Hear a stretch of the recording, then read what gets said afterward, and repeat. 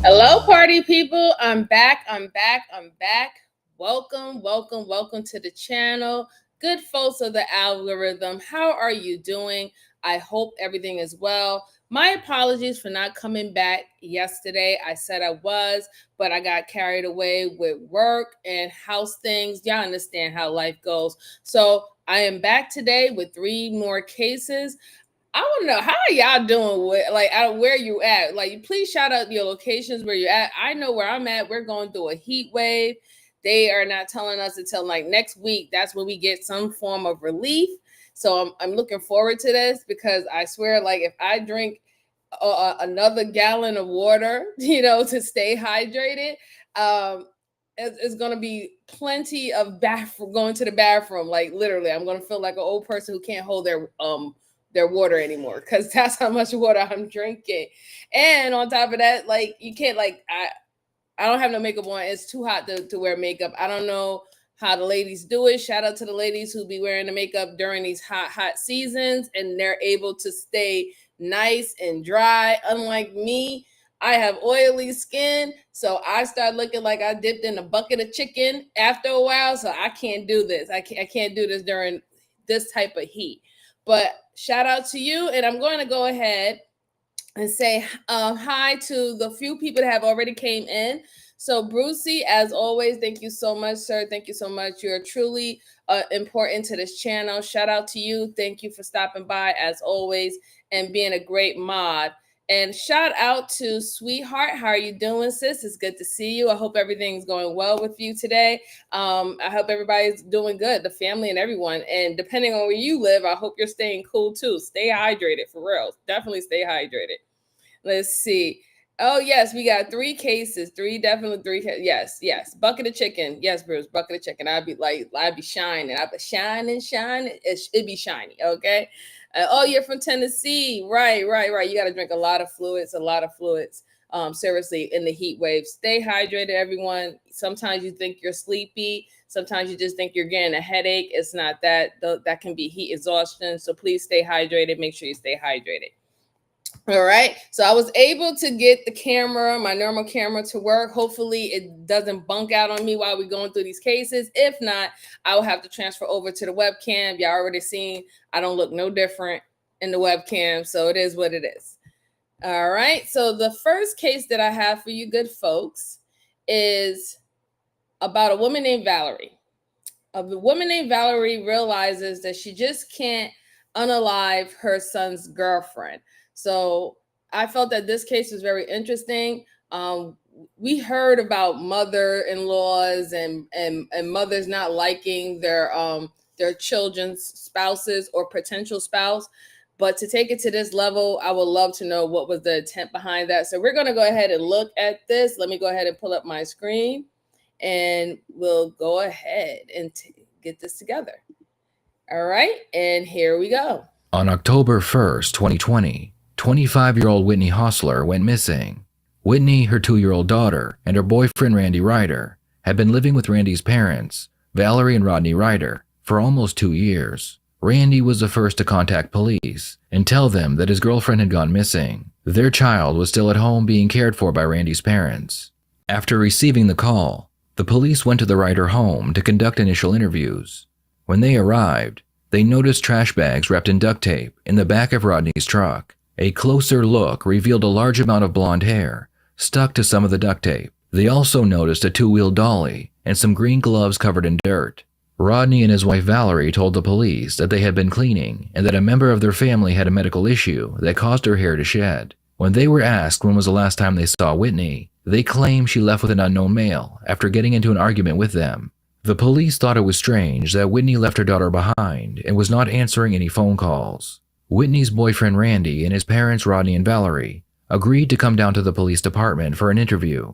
Randy is first. He explains that the last time he saw Whitney, she had found out he got another woman pregnant and she was planning on taking her baby and leaving. I had heard Whitney, I was in the living room, and I heard Whitney in my room in the very back, like answer the phone and say, tell an Maryland.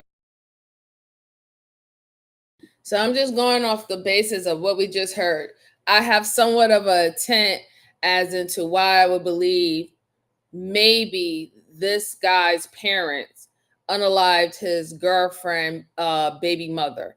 If she was talking about taking away their grandchild and they believe that she's just doing it out of spite, not necessarily because he's abusive, not necessarily because he's not a father. She's just doing it because she's petty, because I guess the relationship went sour and someone else is pregnant. So that is somewhat of a intent as in why his parents would do something like that, or his mother would do something like that, especially if she's afraid that she's not going to have access to her grandson anymore, right? And she believed that that's her grandson, and no matter what happens, she should be able to be a grandmother, right? And if that's being taken away from her. So that's just off of GP, off of this little bit. That's somewhat of an intent that I see how this could be possibly playing out. Hopefully there was no threatening situation about this. And I am hoping that a parent wouldn't do that, but we'll see. Let's go on. She was trying to keep her in the room and saying like, we won't ever see her, and that she was taking me to court for child support and all that, just, ranting on. And so you just heard her talking on the phone? Yeah, like she said that they were leaving, and I wasn't trying to cause this problem, so I was just going to let them go. So when you heard her on the phone, it sounded like she was talking to the baby? Yeah, because she was trying to keep her in the room with her, away from all of us, just trying to be spiteful. Like she purposely yelled out, we're going to Uncle Elgin, so that I would hear, to know that they were leaving. Because Eliza's pregnant. Mm-hmm. So I told her, as soon as Whitney finds out, they're going to leave. And she's been trying to get a Section 8 housing in Xenia. Whitney, yes. Yes. Okay, go ahead. She's been working on this for like 6 months. And so I guess what Elgin just told me before we came here was that he thought she was supposed to move into it tomorrow. And he was giving her all of his old furniture and stuff. I had told my mom, I was like, I'm pretty sure they're leaving, is what I said. And she said, when? And I said, like, now, basically, like, here in a little bit. Okay. I said, Elgin's going to come get them and take them to her mom's. And my mom just, okay, got off the phone with whoever she was talking to about the doctor. Mm-hmm. She went back there to talk to her like, they usually would, because Whitney listens to them more. basically arguing, saying that Whitney's saying that she hates our family and that we're disgusting and that we're not a family and that she doesn't want Erilyn around us, knowing that my parents have done everything they can for her, and I've done everything I can for her, and it's never been good enough for the last 10 years. So Dad's upset with you.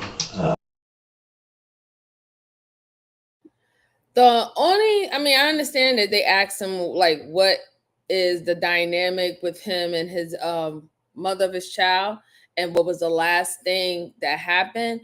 But it just seems like he really doesn't have that much concern that she's missing, right? And that you even stated that I think her parents or even your parents knew that she was supposed to move into the Section 8 apartment or whatever not. You knew that as soon as you told her that another girl was pregnant, that she was not going to want any dealings with you anymore, or probably limit visitation in reference to the daughter. But you went automatically and you told your mom, like, I don't know. To me, that's just a little bit too much of your parents being involved in your relationship. You are a grown adult. You lay down, you got a woman pregnant, you're an adult. Like, there's certain things about your relationship that should stay in your relationship. The fact that your parents were so involved that you would tell them that they would have to contact her and speak with her, and it seems like they didn't even have a good relationship. It was just more of a third authoritative relationship. Like, she was like a second child to them, that she could tell them what to do. I find that very problematic. Very problematic. Hey, hi, Jen B. How are you? Good to see you. Thank you so much for subscribing. I appreciate you. I hope everything's going well. Gomez, how are you? Much respect to you, sir. How's everything? Good to see you. Good to see you. Always a good thing. All right, let's see. Joanne, darling, it's so good to see you. How are you? I'm so glad that you were here. So glad that you're here. And I'm sorry that you didn't get the notification, dear. I'm so sorry. But thank you for stopping by and coming in. I truly support. So let's go ahead a little bit more. Let's hear what he has to say. Would you say that he was desperate to keep Yes. Whitney from leaving? Yes. Okay. So, and that's Hi, basically what Regina. his How other are you little doing? I'm doing conversation well. before Thank you for was asking. I hope everything's he'd good. pour his heart out, make her feel bad for him, and she would, and because she knew, like, if she took her away, that would probably kill my dad. So what happened after Dad I didn't tells see you her this? after that, though. You didn't see Whitney after that? I've never seen Whitney. I have not seen her since So- they walked back there. But What did you do after that? Well, I was in the living room because Whitney had actually come out of the room with Erilyn. Mm-hmm. My mom told her that she needed to talk to her. I heard that. So you saw her come out of the room. And she allowed Erilyn to come into the living room with me while they talked. But all I could hear for about 5 minutes at least was the screaming and yelling in the room, like, and some crying and stuff, but like it was more like getting worked up, crying, not like fighting or nothing. So they talked some more in the hallway or in the kitchen? In the room. Okay, so she went back into the room? And like I said, it was like they were just going back and forth. My mom trying to calm her down, telling her why she should stay and why she shouldn't leave because of what could happen to my dad. And that's how it went. Whitney. See, I don't know. Like, that just doesn't sit well with me. You're sitting up there and you got your parents involved to manipulate this girl so y'all can be comfortable. Does it really have anything to do with your child? I mean, if you already got another girl pregnant, and I'm sure you're going to start a relationship with that girl, why do you want her to stay?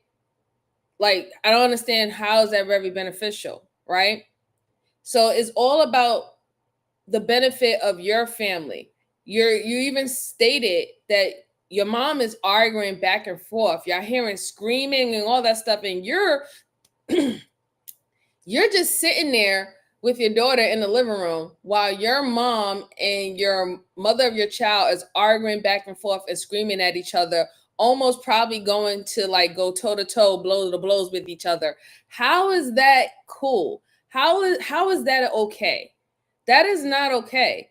Like, if your mother doesn't even respect the woman that you have a child with, quite honestly, she gets that because you don't respect the woman that you had a child with, right? There's a level where your mom learned that from you, that she can say or do or respond to this woman any way she see fit because you do that, right? I just don't understand what he really thought that having the mom speak to her and them going back and forth in the room. And then now, for some particular reason, he said after that, he doesn't know anything about her whereabouts, anything, which I find quite odd, because wouldn't you want to speak to her? Why aren't you speaking to the mother of your child, explaining the situation, saying, hey, listen, I understand we're not together anymore, and I understand it hurts and everything, but this should be about our child. And I think that our child, what would be better if we had both of us, and and if we can come to a common ground where we can both be there for our child as much as possible outside of work and providing, let's do this. You didn't have that conversation with your own mother of your child. You left that up to your own mom. That's not adult-like. That's not adult-like at all. I don't know. To me, it just it's not looking good. It's not really looking good. Hi, Miss Jalen. How are you doing? It's good to see you, sis. I hope everything is well with you. Thank you so much. All right, let's go. Let's go on.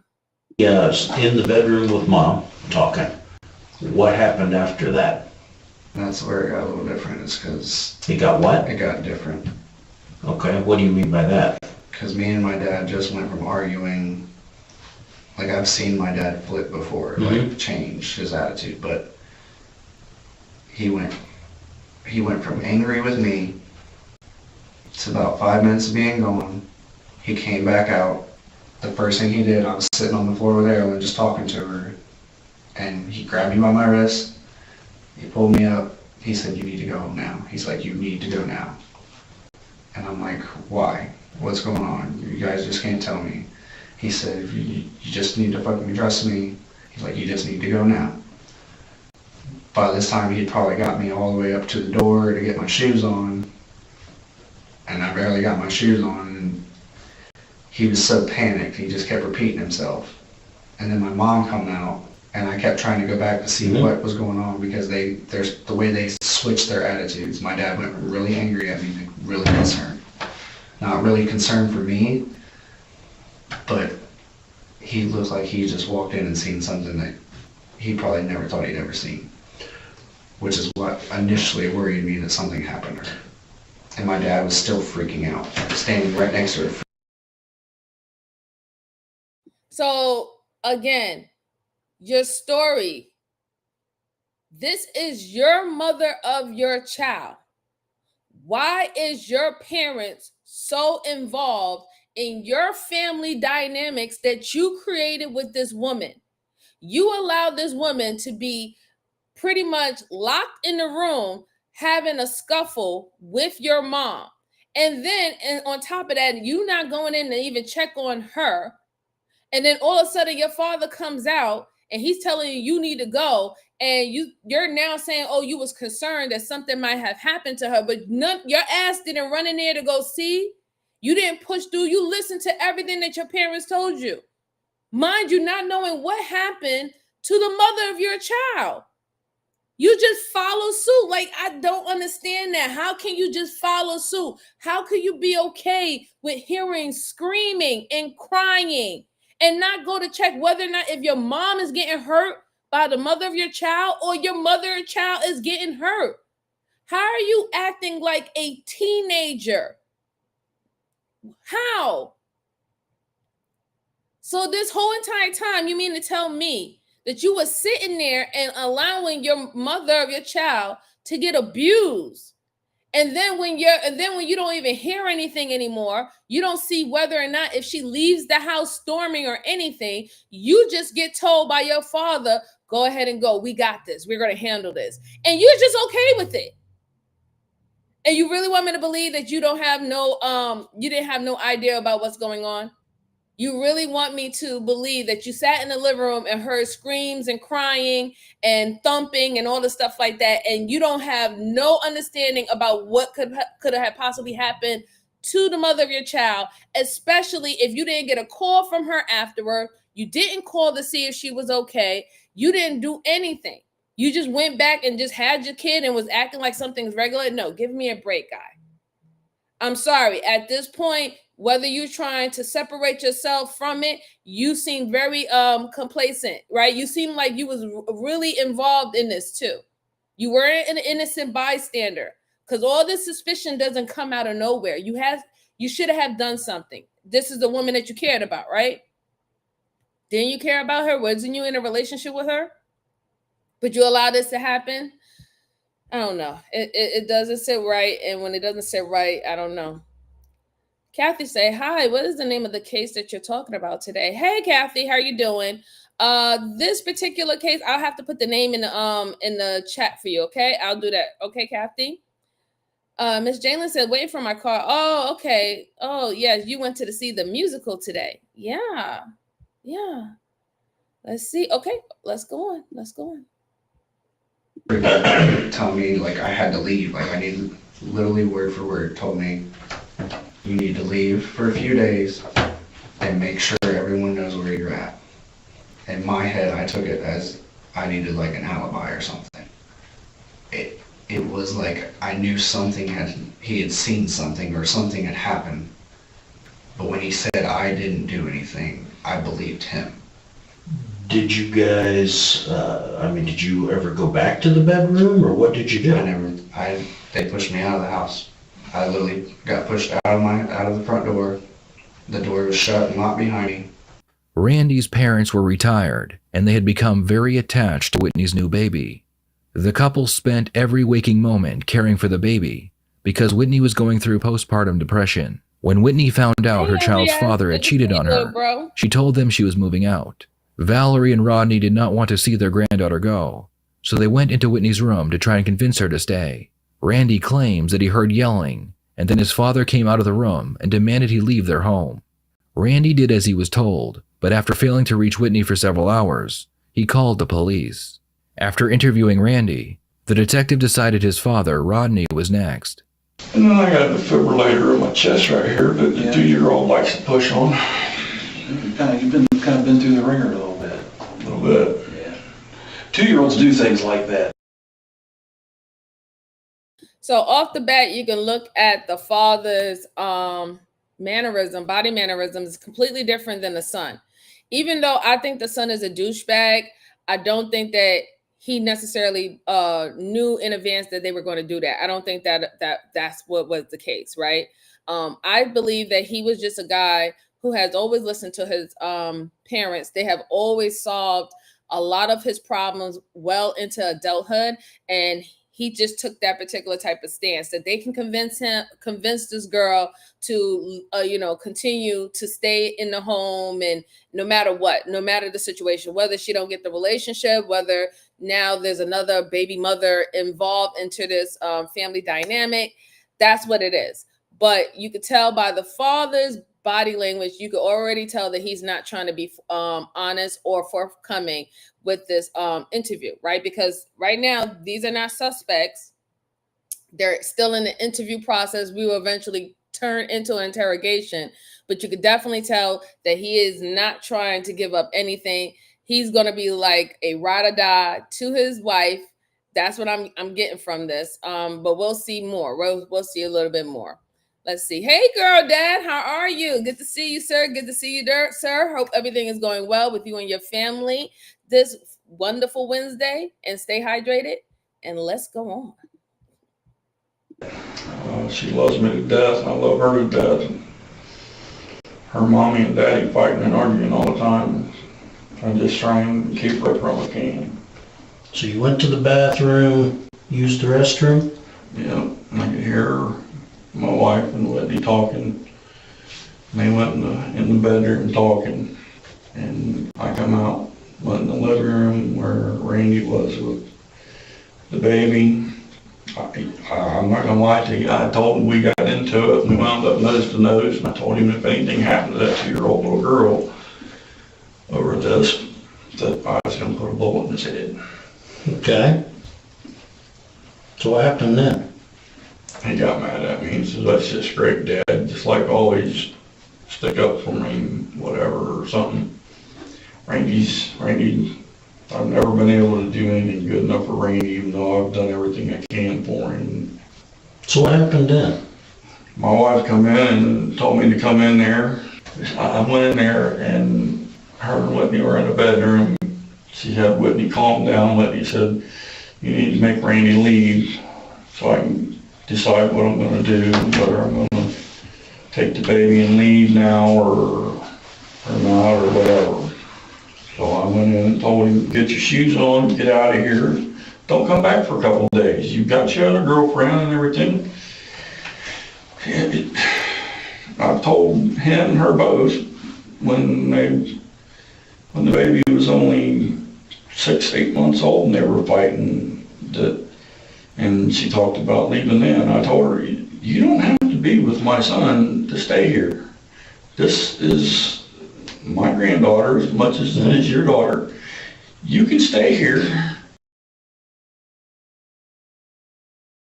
Okay, this is like very upsetting to me because this is what happens when grandparents or parents start to get too involved and they feel like they have to control even relationship or family dynamics that's not their own. You and your wife created your own family, right? You did the best that you can do with your children. When you let your kids out and they go and build their own families and stuff like that, you give guidance when they ask you for advice, but you are not in control of the dynamics that they set foot for themselves in their life. You're not in control of that, right? And it seems to me that they have gotten accustomed of having a baby in the house. It probably helped build or flourish their marriage, depending how long it was, put some more kickback in their step, and they enjoyed it. And that's not a negative thing, right? We should wish that we had more grandparents who wants to do that. Nowadays, grandparents want to be outside in the club partying like the parents, right? So when we have grandparents and stuff like that who wants to really, go through the whole growing a child all over again and really being a part of the child's life, it is a blessing. It truly is a blessing. But there has to be a balance, right? You do not take over parentalship from the parents, especially if the parents are not deemed unfit. You have to know your lane because it's going to cause problems. What it seemed to me, you got comfortable with her staying there and having a baby there, and y'all was pretty much helping her raise the baby. And then when she realized that he got a new girl and the girl's pregnant, and she felt like there was no reason to no longer be in your parents' household, that she needs to stand on her own 2 feet and do it on her own, y'all had a problem with that. You didn't want the dynamic to change. You didn't want the baby no longer in your house anymore. You still wanted the baby there full time, you doing everything, taking the baby to the park, doing the dirty diapers, feeding. You wanted to be involved as this was your child all over again. And it seemed like that's what led to this. This girl who's a mother loses her life because you now believe that her child that she gave birth to is your child, and that you have all right, authority, and say so. Where the child's going to be located at, who the child can be involved with or connected to. You feel that you make the last say so in everything. That's why it was a big argument in the room where you heard screaming and crying between your wife and the mother of the child. Because she's sitting up here convincing this girl who have already made in her mind that she wants to leave and she want to be on her own 2 feet. You telling her no, you can't do that.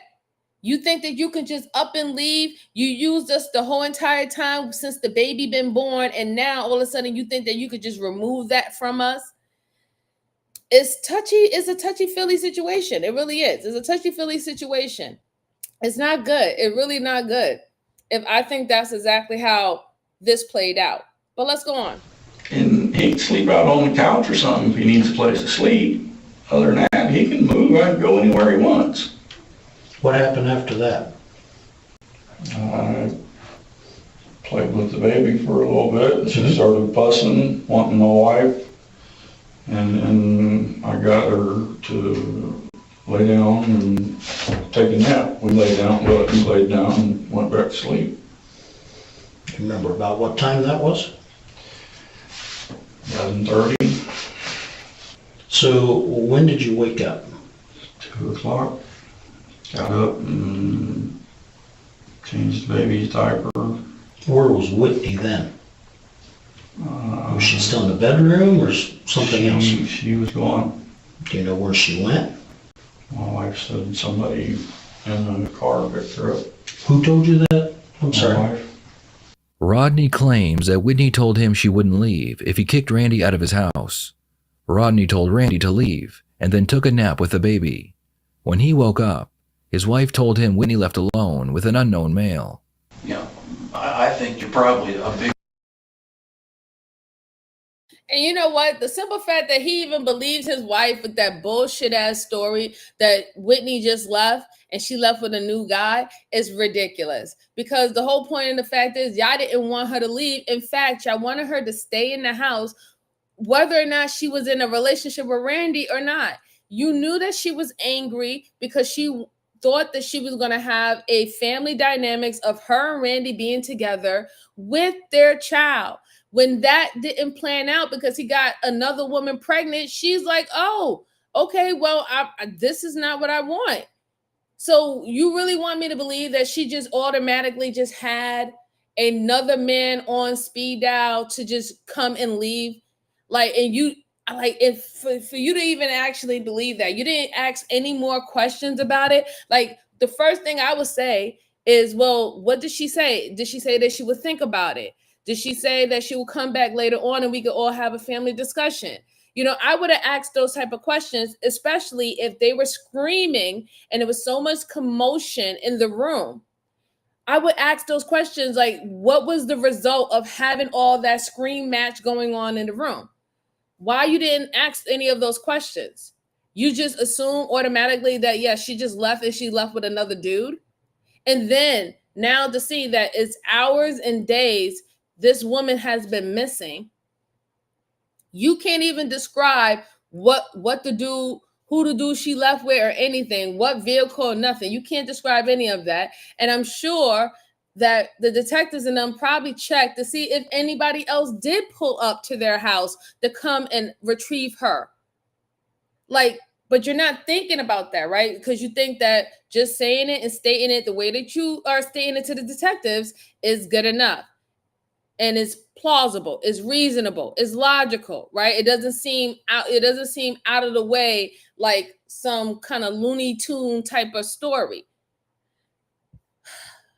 Let's go on.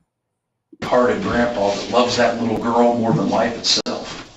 And I think With everything that I've had to deal with my doctors putting me on disability and everything, that little girl has been a godsend for me sometimes. I believe you honestly would do anything in your power to protect her. You know, Rodney, I think you know in your heart you're a good man, and I think you want to do the right thing, and I think you want to protect that little granddaughter of yours more than life itself, because she means the world to you, and I get that, I understand that. I mean, she rejuvenated you when you were in a pretty low time. And I think that as a father, as a grandfather, not only for all just your other grandkids, but, you know, Erilyn right now, because she's kind of in a vulnerable position with what could be going on, and you want to make sure she's safeguarded. I think that sometimes good people have things that aren't so good happen, and they don't mean for them to happen that way. Does that make sense to you? Yeah. Okay. And I think you know what happened with me.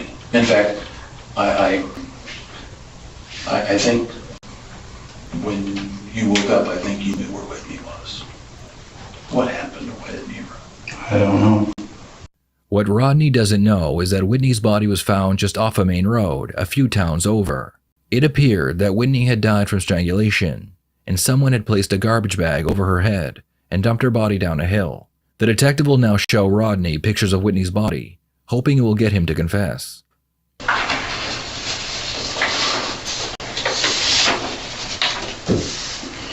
Oh, Jesus Christ.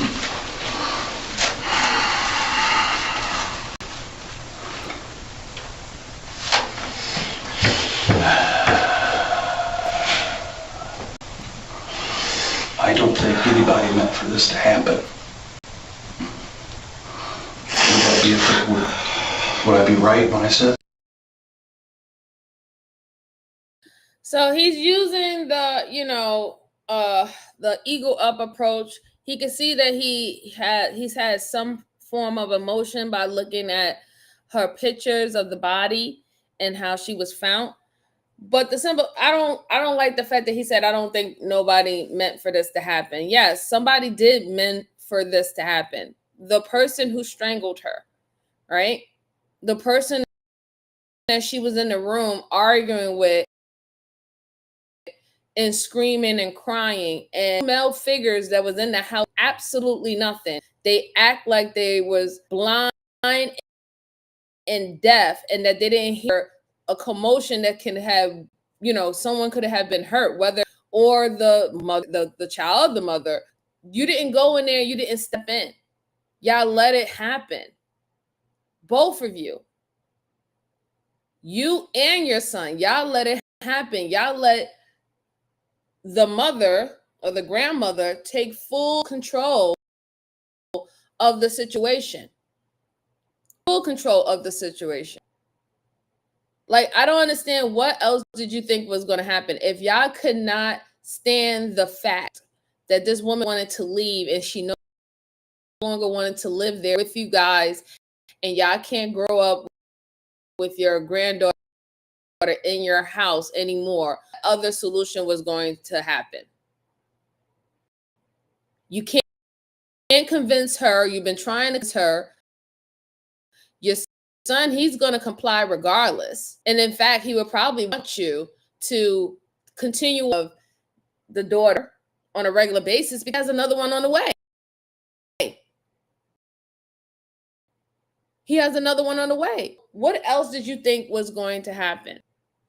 And why let it play out the way that it did?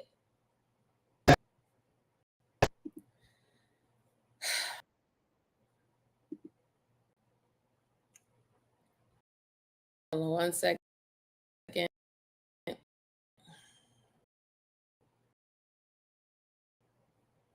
It just started storming, which is a good thing because we get some relief, but now the thing want to mess up a little.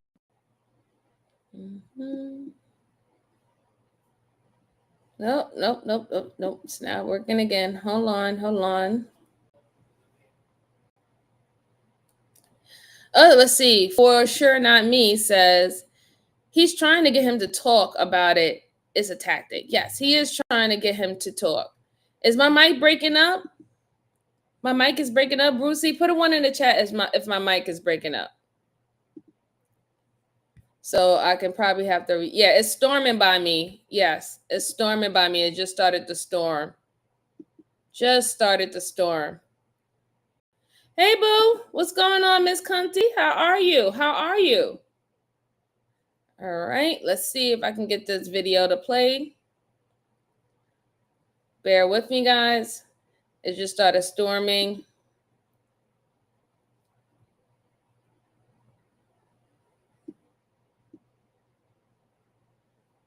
Let me see. I don't know.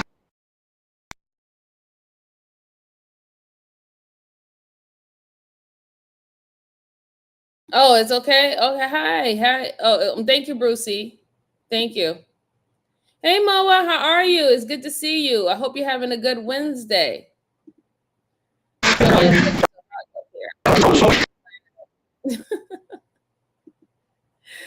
Don't. It's okay. You can still complain about the heat, Miss Joanne. I know it's hot up there, and it's a blessing, but nonetheless, nobody likes to be like stifling hot. Not myself.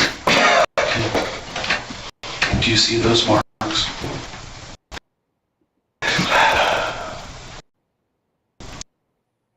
Those are hand marks, Rodney. And with those hand marks comes DNA. And underneath fingernails comes DNA. And off clothing comes DNA. Was this an accident, or was this something that was intentional? Because maybe they got a hand.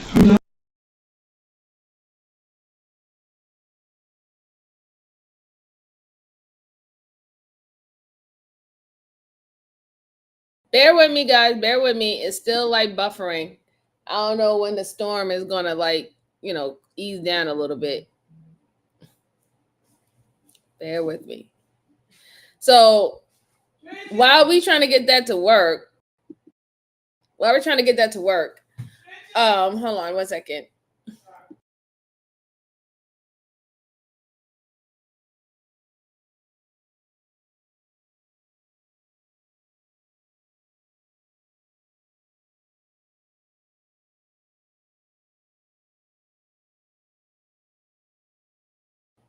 So while we're still trying to get this to work, I apologize for the technical thing that's going on. It's because it just stormed. Let's refresh it. Maybe that'll work. Help it out a little bit.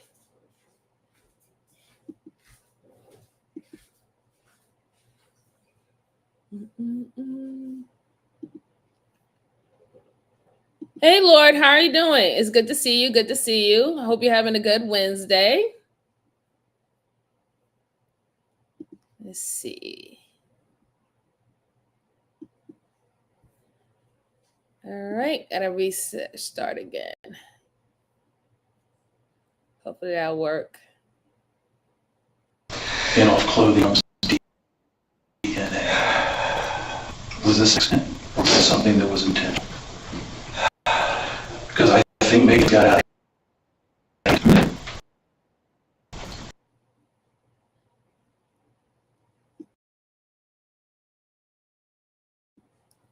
So while this is trying to figure itself out, which is like completely, annoying me right now, I'm going to talk a little bit. So the reason why he's asking whether this is intentional or not is because when they checked for DNA on the body, she was tied up. There was handprints on her neck. She was strangled by a bag. They want to know whether or not if he helped do it. If he wasn't the one who actually strangled her, did you help the person who did strangle her remove the body and throw it down the hill? Because you're going to get charged for that, right? So he's asking whether or not, did you do it? Did you have anything to do with this? Because according to him, he fell asleep. The wife told him that she left with some other guy, and that was just the end of the whole commotion that day. But that's not the case. Depending on how big this woman is, and I don't think she's that big, and these look like older parents, I don't think that they will be able to drag a body and throw it like on the side of the highway 2 towns down without any help. I don't think the mom will be able to do that by herself. So I think that's another reason why the detectives is asking. Let's see. Hi, Honey Boom. How you doing? I'm in New York. Let's see. Yeah, I know I can't control the weather, Brucey. I know. But it's just still annoying. Thank you, Miss Joanne. I truly appreciate you. Miss Jalen said it's hotter than a jalapeno. What in the world? The heat wave supposedly break. Yeah, it's supposedly. I hope it do. I hope it really does. I hope it does. I hope all this rain and this storming is going to help with that. Hey, William, how are you? It's good to see you. He said, hey, MJ, looks like this guy is guilty and detectives let him know they have the DNA, which they can match to him or whoever killed her. Right. I believe that he did help his wife. I believe that she did initially strangle this woman in that room. And I don't believe when he said that he just woke up and then she told him that she left after the quote unquote argument in the room and she left with some guy. I don't believe that part. I believe that he went in there, he saw what happened, he saw that she was strangled. He told his son to go with the baby, leave for a couple days, then come back for 5 to 8 days. They went and took care of it as like, tying the body up and everything and removing it and throwing it 2 towns down a hill in a forest. I believe that he definitely helped with this situation. He helped with it. And that's probably another reason why he cried when he saw, the body, because he know what he did. He know what he did. And it's just like putting a mirror to your face, just realizing what you did. You didn't do the right thing, I tell you that much. I think you know who did it. No, I don't.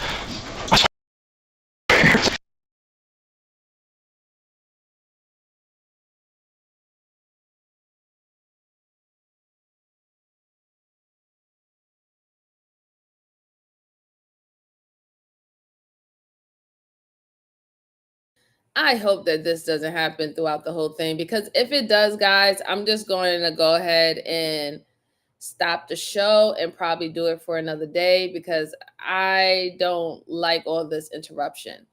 It messes up the flow of the show. So bear with me. Let's see if I can just get this together real quick so we can continue on. And it's sad because this is only the first case, and I have 2 other cases that's so cool that y'all would like to go over.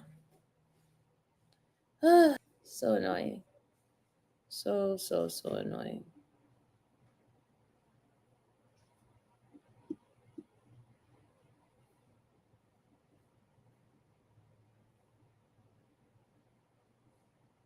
Never laid a hand on her. Did Valerie do it? I don't know. Okay, when you were in there with Valerie was in there, and she called you in. Did Valerie do this? I didn't do anything.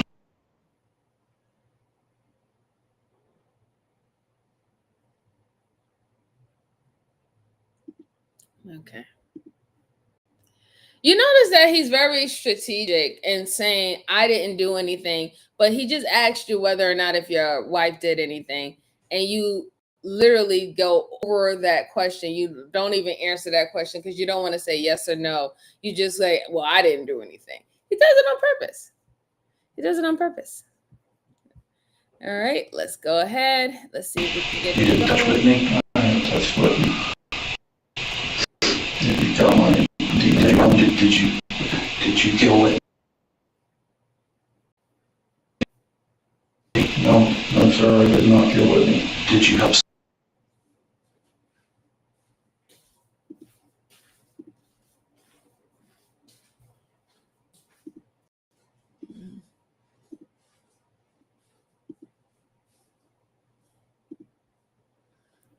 Let's see. Hammerhead said, go ahead and close. Right. I get it.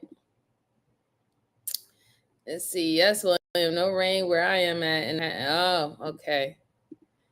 William said, not your fault, MJ. Mama's nature is to blame, honey. Yeah, I know, but it's so annoying. It's so annoying. Yeah.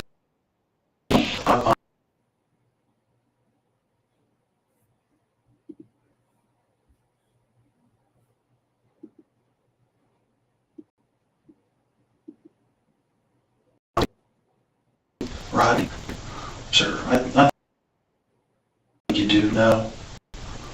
I think you do know. I think you know in your heart, and I think you know that I know. And like I said, I don't think you're a bad man. I don't. I think you got a lot of love in your heart. And I think that things got out of control yesterday.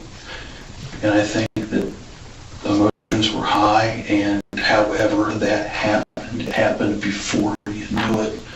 And it's not what you intended to happen.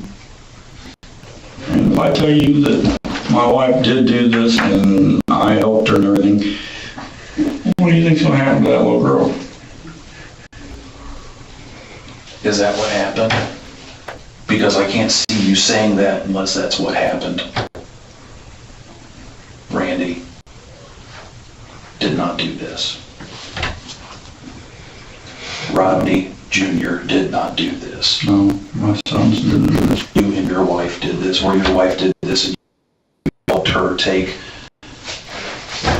Whitney out off Kaiser Lake Road and put her down by the lake. That's what happened, isn't it? Yes. Who strangled Whitney? My wife. Did you see this happening? No. What did she say when you came in and you found Whitney? I don't know. I think we know. We know what happened. Thank you for being honest.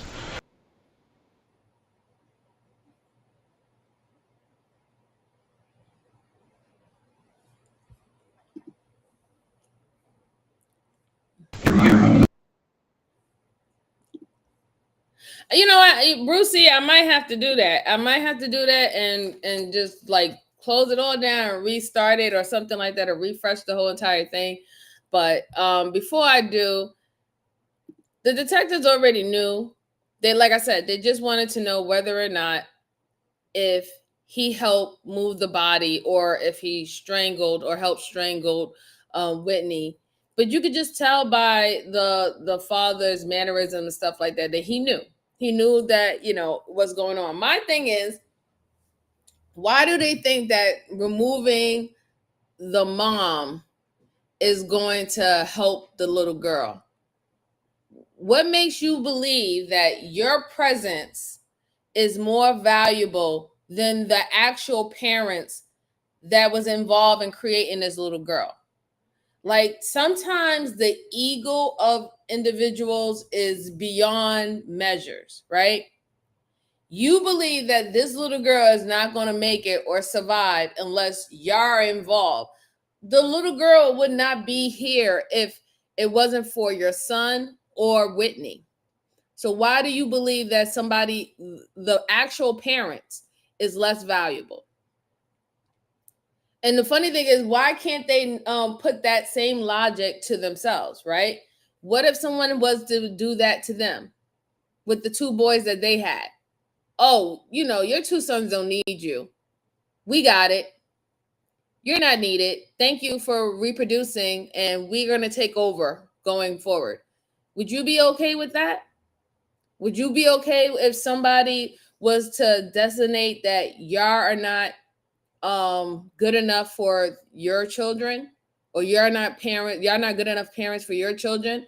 And we know, and mind you, we know in certain cases we can see that there are some parents that are very unfit and they should not have children, and this is why you have government that steps in, blah blah blah, family steps in, blah blah blah. I understand that. But I'm just saying, like, in general, if someone was just to say, wake up or one morning and be like, you know what? I don't think that you're fit to be a parent to this particular child, without any other reasons behind it. You don't know anything else, but they just woke up and they see this child and they feel that this child deserves to be in my household and not your household, or under my control and not your control, and just snatch your child with you. Are you okay with that? I don't think you would be. I don't think you would be at all. Brucey says the grandparents wanted to raise their grandkid without the mom. Right. They just wanted to raise the grandkid regardless. They didn't want to relinquish any authority or rights that they thought that they had. They thought that they had the same parental rights as the actual parents, which is beyond me, because unless you went down to the courts and got those parental rights because you was able to prove that the parents that are involved are incapable or incapable of taking care of this child, then I don't understand why do you think that you have the same rights as them. But mind you, it was all for their personal joy. It was for their personal joy. how they want their house to be. They want the laughter of children in the house. And that was more important than actually being supportive grandparents to, to your son, the mother of his child, and even to the granddaughter. That was more important. All right, let's see if this works, guys. If not, after this one, I think I'm gonna have to try another time because I don't want to have to do this throughout this whole session. I just don't think that's fair to you guys. I don't remember what she said. What did you say, Valerie? Walked in.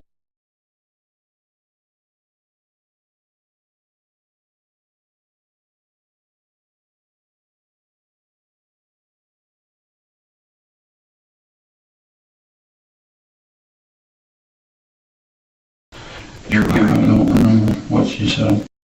What did you say to Valerie when you walked in and saw? No. Oh, that's what you said. It was no. Yeah, no.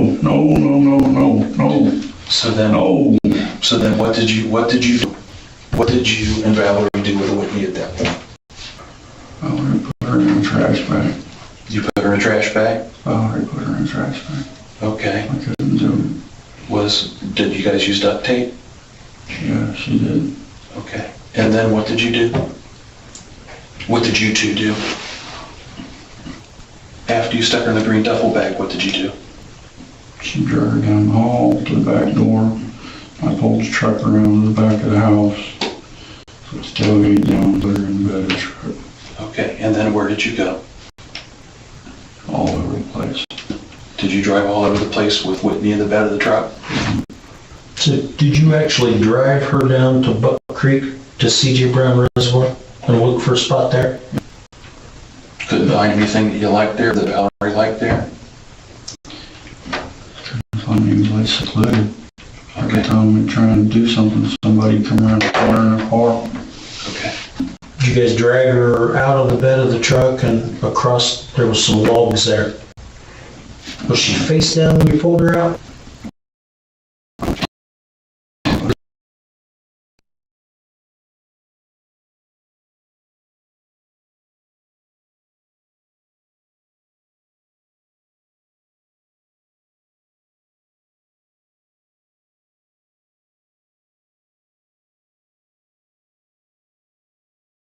Every time we trying to do something, somebody come around the corner in a car.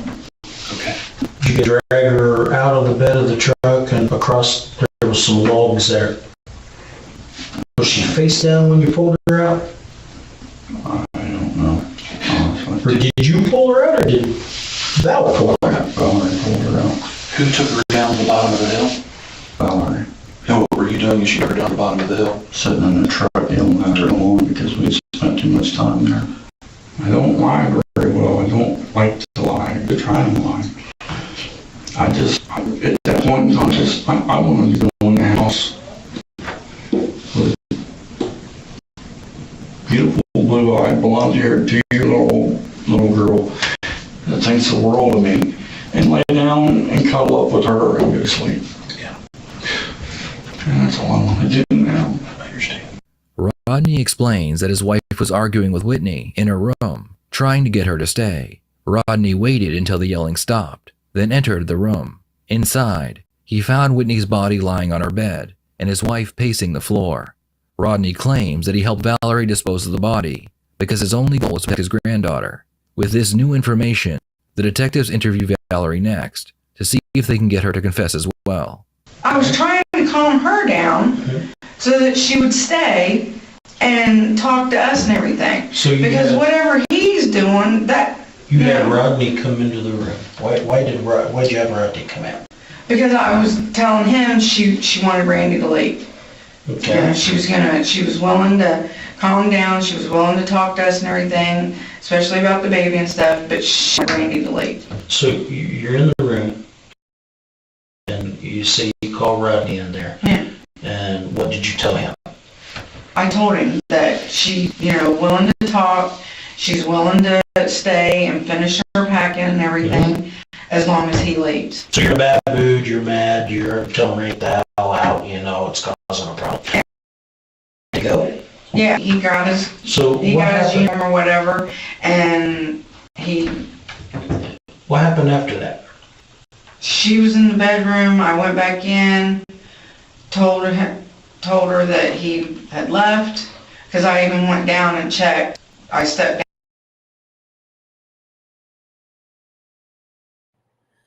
So my thing is, right?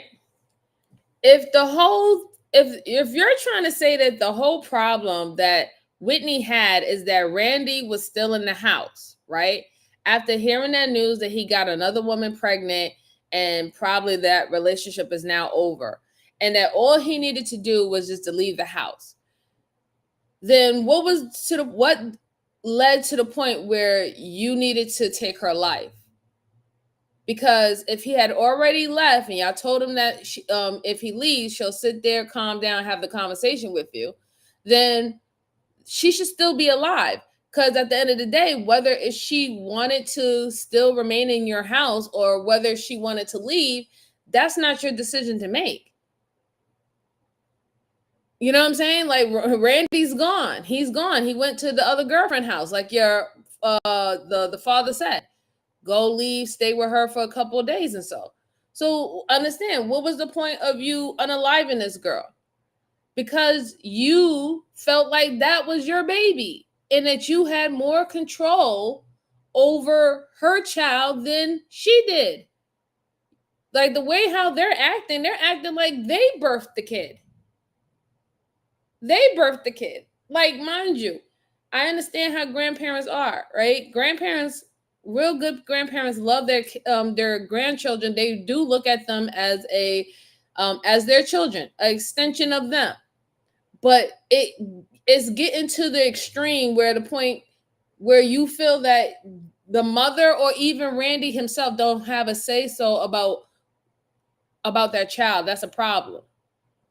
That is a very big problem when you don't think that the parents have a say-so about what happens with the child. Because you stepped your boundaries. You have you don't know how to respect any form of boundaries. But that's something that you wouldn't have played out if in your family dynamic. But between you and your husband and your immediate kids, nobody else would be able to do anything like that. So why do you think that you can do that to them?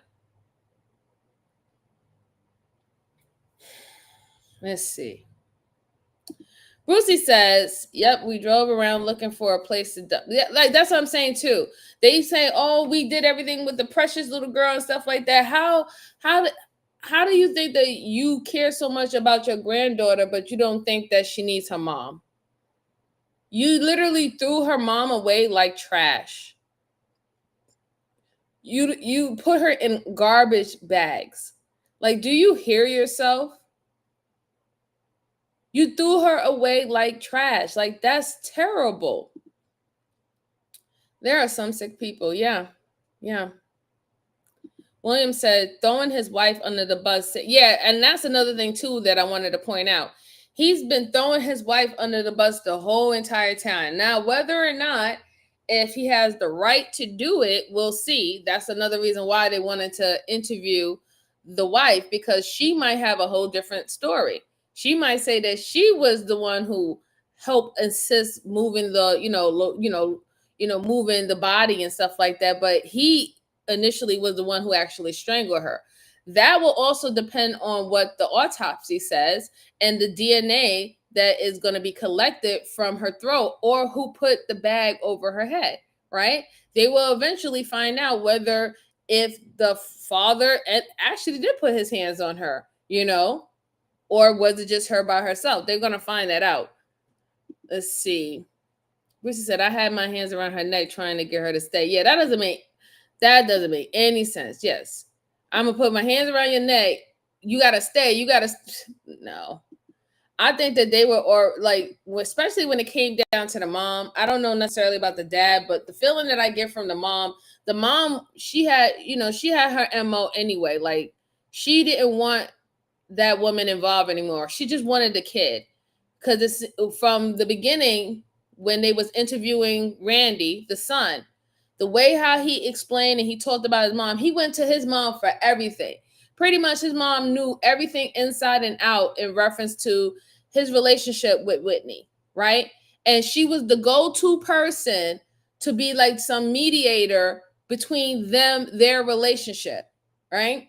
So everything that she heard about Whitney saying that she don't like the family, saying that y'all are despicable, saying that, y'all not gonna see my child anymore and I'm leaving, all the stuff like that. She was already fed up if she believed if all that was being said, or that's what Whitney had told Randy, and then Randy went back and told his mom. So she was already elevated. So to me, she already had bad intentions by even bringing Whitney into the room to talk to her.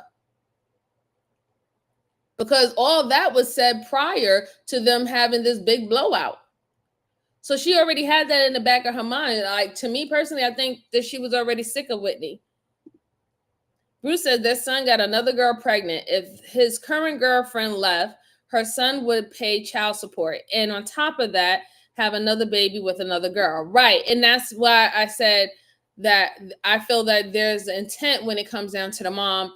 I'm not too sure about the father yet, but definitely intent with the mom. They did not want their son to be having to pay child support, and their son wouldn't have to pay child support if Whitney and the baby stayed at their house. Right? Or they believe that that could have been something that could have been talked about. Hey, if you're residing with us, you don't have to put our son on child support because we're taking care of everything. That could have been a deal that they was trying to make with Whitney. And she was like, no, I want to leave.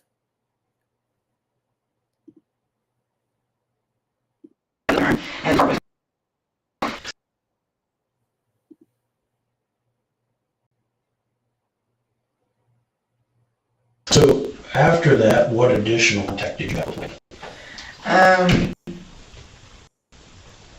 She was going back and forth from the room into the kitchen, and I think I went to the bathroom, and what was she doing? She was sitting there on her phone again. Where? On the bed. She was sitting on her... So she back in the bedroom? Yeah, she went back in the bedroom and she was sitting there on her phone again. And she's sitting there and I just come out of the bathroom and she's like, I do not freaking believe him. I was like, that sentence is said so many times when it pertains to Randy.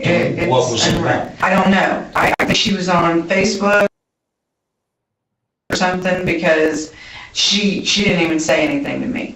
Everything Valerie is telling the detective is a lie, but he lets her continue digging her own grave. Eventually, the detective decides it's time to confront her and tell her he knows the truth. I was in the... Here's the thing, okay? I'm going to be straight up with you. I'm a straight arrow, he'll tell you that. I'm not much of a bullshitter, so I'm going to be straight with you. I know, you're here for a reason tonight. Yeah. It isn't just a whim that we decide to drag you out of bed, okay? Our guys are there doing a search warrant at your house right now. Right. Okay? I know that she didn't get in a car and the end of your driveway. You look at me, yeah. Yeah, we know she wasn't picked up by a burgundy car. What happened to Whitney, Valerie? She did. No, she did not. Valerie, there are bad people in this world, and then there are good people in this world. That sometimes things get out of control, and bad things happen. Not intentionally, not by any prior calculation, but sometimes things just get out of hand. Here's the thing. I know she didn't get in a burgundy car or a maroon car in your driveway, or at the end of your driveway. I'm telling you. I'm a straight shooter. I'm not going to bullshit you. It didn't happen. What happened with you, Valerie? I do not know. We didn't just talk to you. We've also talked to your husband. What happened to Whitney?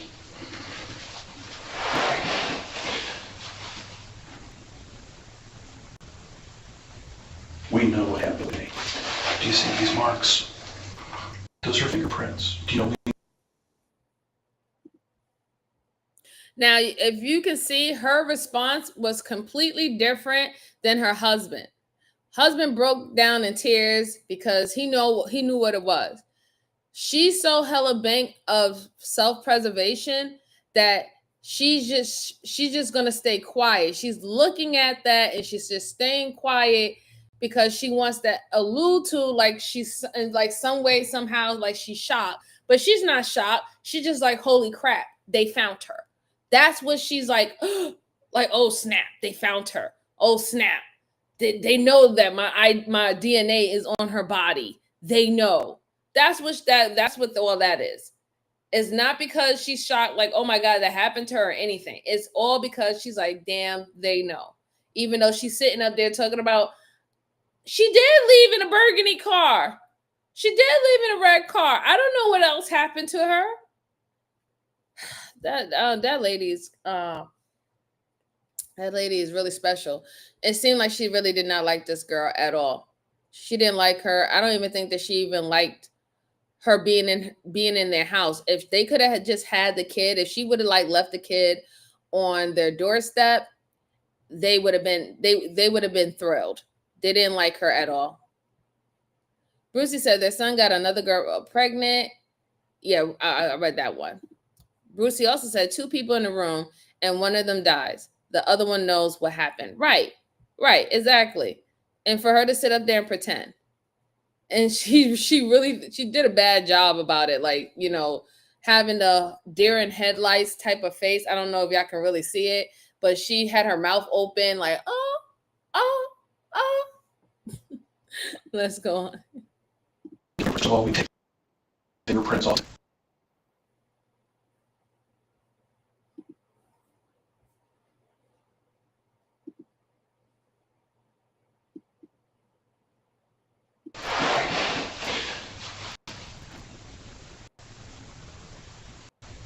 We know what happened to Whitney. Do you see these marks? Those are fingerprints. Do you know what we can get from fingerprints? First of all, we can take fingerprints off human skin. And we're working on that right now. We can get DNA off human skin and off body. That is not her. I know, that is her. That is her. That is Whitney. That is Whitney. Whitney's laying dead at the bottom of a goddamn ravine. What happened to Whitney? Do you think that I spent my entire day sitting here with my thumb in my ass, tracking every spot where you said you were at, checking for cameras, looking at cameras? I'm not stupid. Don't treat me like I'm stupid. It's time to tell the truth. I think we know what happened. We know where it happened. What we're trying to understand, Valerie, is the why. Why did it happen? Will you please tell me why it happened? I want to understand what you're saying. No, what did you say? I said if it wasn't unintentional, was it on purpose? No. Was it an accident? Yeah. Okay, how did the accident happen? She pushed me. She shoved me back into the door because I asked her to leave the baby with us. Yeah. I mean, we've had her 24/7. We understand. For 2.5 years. We understand that. She said no. She said, Not this. Oh my God. Not this chick sitting up here saying that it was an accident. There is no accident by putting a bag over someone's head and strangling them. I've never seen an accident that occur. Like, do this woman believe that she's in the Final Destination movies? Like, that is not an accident. Okay? Someone had to literally put a bag over her head and hold it down and hold her neck down and to the point where she couldn't breathe anymore. How can you sit up there and say that it was an accident? You just literally said that she pushed you. She pushed you because you was in her damn way and you wouldn't let her leave out the room until she agreed that she was to keep the baby with y'all. Leave the baby here. If you want to leave, you can go ahead and leave, but leave the baby with us. That's not an accident. You held that girl. I don't even want to say girl. Let me rephrase.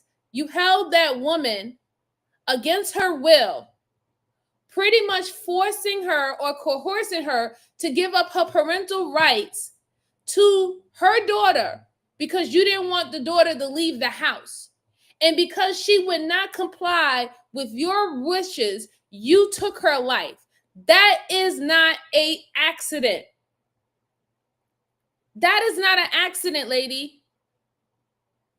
Not you sitting up here trying to make it seem like you was defending yourself. Even in that, you cannot say that you were defending yourself when you put a doggone bag over her head and strangled her. That's not what you do when you're in self-defense. Like, and she shouldn't, I don't know. She should know that, but, you know, I don't know. People don't really think things through. They just go with anything that, you know, that they feel that can help them in the moment. And you can see that she's in desperation now, right? Because once they told her, hey, we're going to pull DNA and stuff, she know her DNA is all over that girl. All over that girl, all over the bags, all over her arms, all over her neck, everything. She know her DNA is all over that woman. So now all of a sudden, the only thing I can do is it was self-defense. It's not self-defense because you was not supposed to kidnap her. You was not supposed to kidnap that woman and keep her in your house. If that woman wants to leave, it was her right to leave. How dare you try to force that woman with fear of losing her life to leave her kid there? How dare you? Like, oh my goodness. William says she knows she's been caught out there like a deer in headlamps. Yes, she has. Yes, she has. Hey, Joe, how are you doing? It's good to see you, sir. Hope you're having a good Wednesday. We've been having technical difficulties this one case. I'm going to see how it plays out. It stopped raining hard, so hopefully we can still go on with today's live stream. I just don't want to. I want to do the right thing. I don't want to give y'all a crappy live stream. It's bad enough when we have to have these little breaks and stuff. That she's taking her. She said she wasn't. And I spoke too soon. Oh my God.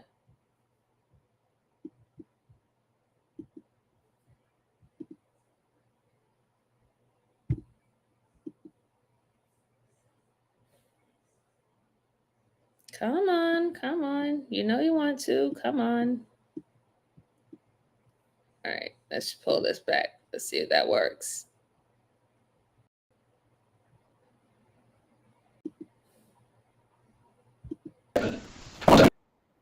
No, what did you say? I said if it wasn't unintentional, was it on purpose? No. No. Was it an accident? Yeah. Okay, how did the accident happen? She pushed me. She shoved me back into the door because I asked her to leave the baby with us. Yeah. I mean, we've had her 24/7. We understand for 2.5 years. Yeah, we understand that. She said no. She said she's taking her. Yeah, she did. She said we weren't going to see her anymore, especially since Randy got the other one pregnant. Right. She shoved me into the door. She hit me because I kept telling her, we have been taking care of her. She doesn't like to go anywhere else. She just kept screaming. She didn't care. She was hers. She wasn't giving her up. She hasn't taken care of her at all.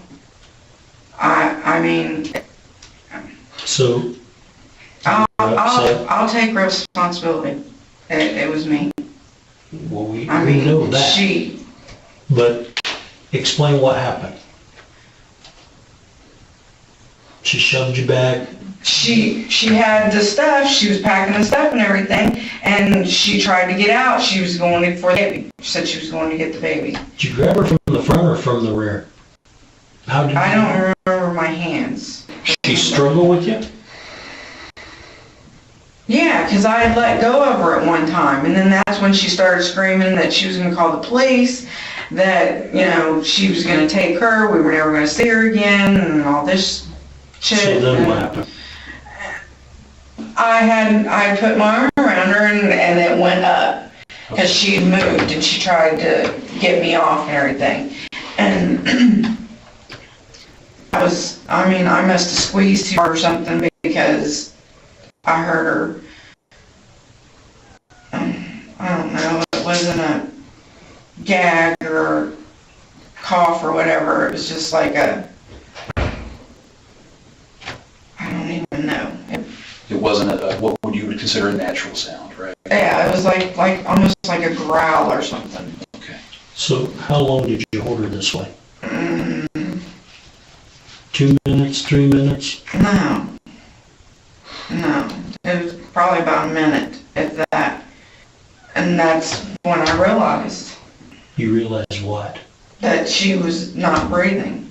What did you do then? Did you check for pulse? This woman is a complete liar. 100% complete liar.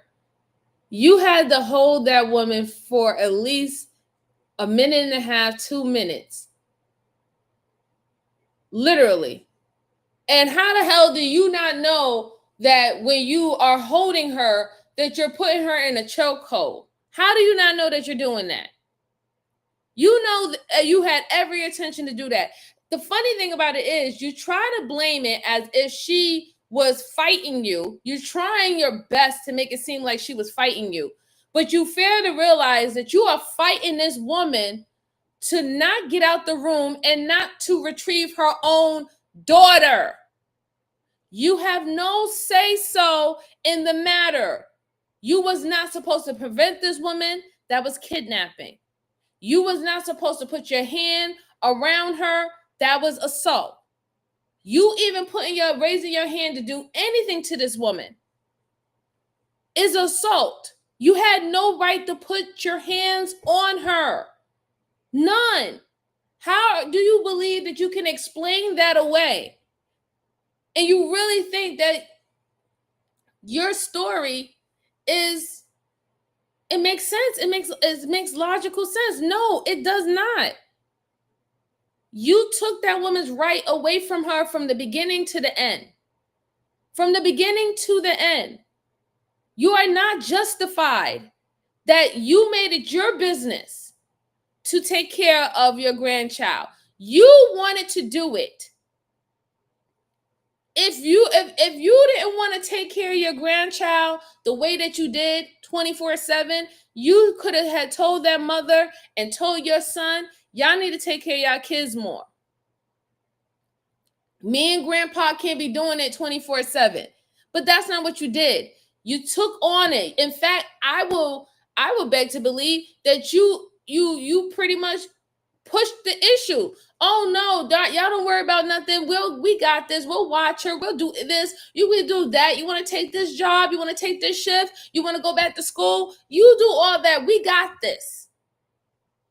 I'm sure that y'all was the one who implied for y'all to be that involved in your grandchild's life.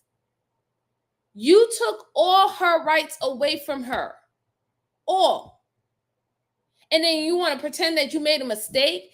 There is no mistake putting your hands around someone's neck and pushing down. There's no mistake. That's not a mistake, lady. How dare you? That is not a mistake. No way in hell that you can tell me that is a mistake. The girl was sitting up there packing her bag and about to get her baby, and you put your arm around her throat. Like, oh my goodness. I just can't. I really just can't. William said, jump on the detective saying was it an accident? Her story changed to claim an accident or self-defense. Right. Thank you so much, Brucey. I truly appreciate it. Truly appreciate it. Sweetheart said, yeah, they're diabolical. They are. Bruce said, and she had the right as the mom. He is allowed to decide who and where her baby goes. Right, exactly. Sweetheart says, when you come in the room, please don't forget to like and share and subscribe. Yes, please. Thank you. Bruce said, we know it was you. It couldn't be anyone else, dumbass lady. Yeah, like exactly. Like she thinks she's telling them something that they don't know. It's ridiculous. It's Whitney's right as the child's mother, regardless of you looking after the child for her. Had your precious son not cheated, this situation wouldn't have come about. Right, exactly. Exactly. But like I said, they were definitely more concerned about him and them keeping the kid. They know that he wasn't that much of an active father. So it would be just perfect for Whitney to get out the way, because contrary to what they want the detectives to believe, I believe that Whitney was an active mom. I believe that she was an active working mom. And y'all came to her saying, let me hold you, we'll help you, get you squared away, blah, blah, blah. And she thought that y'all was doing it from a loving standpoint and not a selfish standpoint. And that's why she allowed her daughter to be raised by you guys more than what she probably liked, really. Miss Jalen says she's getting on my nerve. Yes, she really is making my head hurt. Yes, she is. This woman is evil. Oh, yeah, she is. Definitely. Definitely. She's definitely evil. Absolutely. It was intentional, 100%. Yes, it was. I believe that it was intentional. I believe that she had it in her mind that she had to get rid of Whitney from the get-go. Because like I said, the son said earlier on that Whitney was saying that she didn't want to even live there anymore anyway. So even before she found out that Randy got another woman pregnant, Whitney was already about to bounce out that house. That's why he said that she was already looking for a place in Section 8, and that she got the place and that she didn't show up. That was the whole situation. So she was already leaving their house from the get-go. She was already leaving. And then it was just more fuel to the fire when she found out that Randy's out there cheating and getting another woman pregnant. So the mom, you already had it in for Whitney from the longest. You already had it in for her. You was already thinking about, oh my gosh, she's going to leave and then put my kid on child support. Then we ain't going to see the baby anymore. We know we don't have parental rights like that. We can't get this woman on being an unfit mother because she's not, right? We can't say that she can't take care of the baby because if she's working, she can take care of the baby, right? They was at their wits' end. They didn't know what they can possibly do to keep the baby in the house outside of the responsible parent, which was Whitney, agreeing to keep the baby in the house. Bruce said, you're exactly right. She was a good mom. Yeah, she was a good mom. She was a good mom. She didn't show up because the grandparent. Yeah, exactly. She was a good mom. No matter how much they're trying to say that Whitney wasn't, she was a good mom. They were just mad that she had the right. She had the rights to her own child, and they didn't want to give her back those rights. That's all. That's exactly what it is. Their own selfish reasons. Are you straight? I was shaking at first because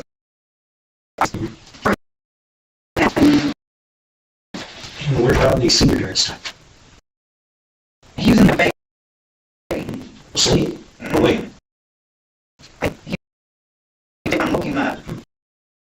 So she's in the bedroom. And And you went to look him up.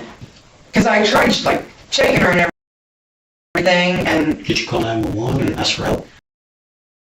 I was freaking out. I had grabbed her. I did that. So At what point did you put the plastic bag over and secure it with duct tape? Valerie explains how she wrapped the body in trash bags and duct tape while her husband and granddaughter were sleeping in the other room. The detectives want to make sure that her husband was not involved in the murder itself, so they ask Valerie about his reaction. You know, you went in, woke Rodney. What's the reaction? he was freaked. He actually almost passed out. What did he say when you saw him? He said, what did you do? What happened? I told him, I said, she started screaming at me, trying to get past me. She was going for the baby. week she was leaving. Did Rodney check her for signs of life? I don't, Did he check her for a pulse or anything? Did you remember?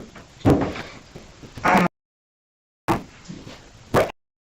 How did you get her out of the bed? I drug her. Okay. Did you put her in something? I put her in a bag, What a green bag. Okay. And then what? Had him pull the truck around Around. to the back Okay. so that I could To the back. pick her out. You did? How much does she weigh? 100 pounds. So you pick her up, put her in the bag? So in the dog bag, in the bag. Was this your idea? Or was it his idea to the body? It was mine.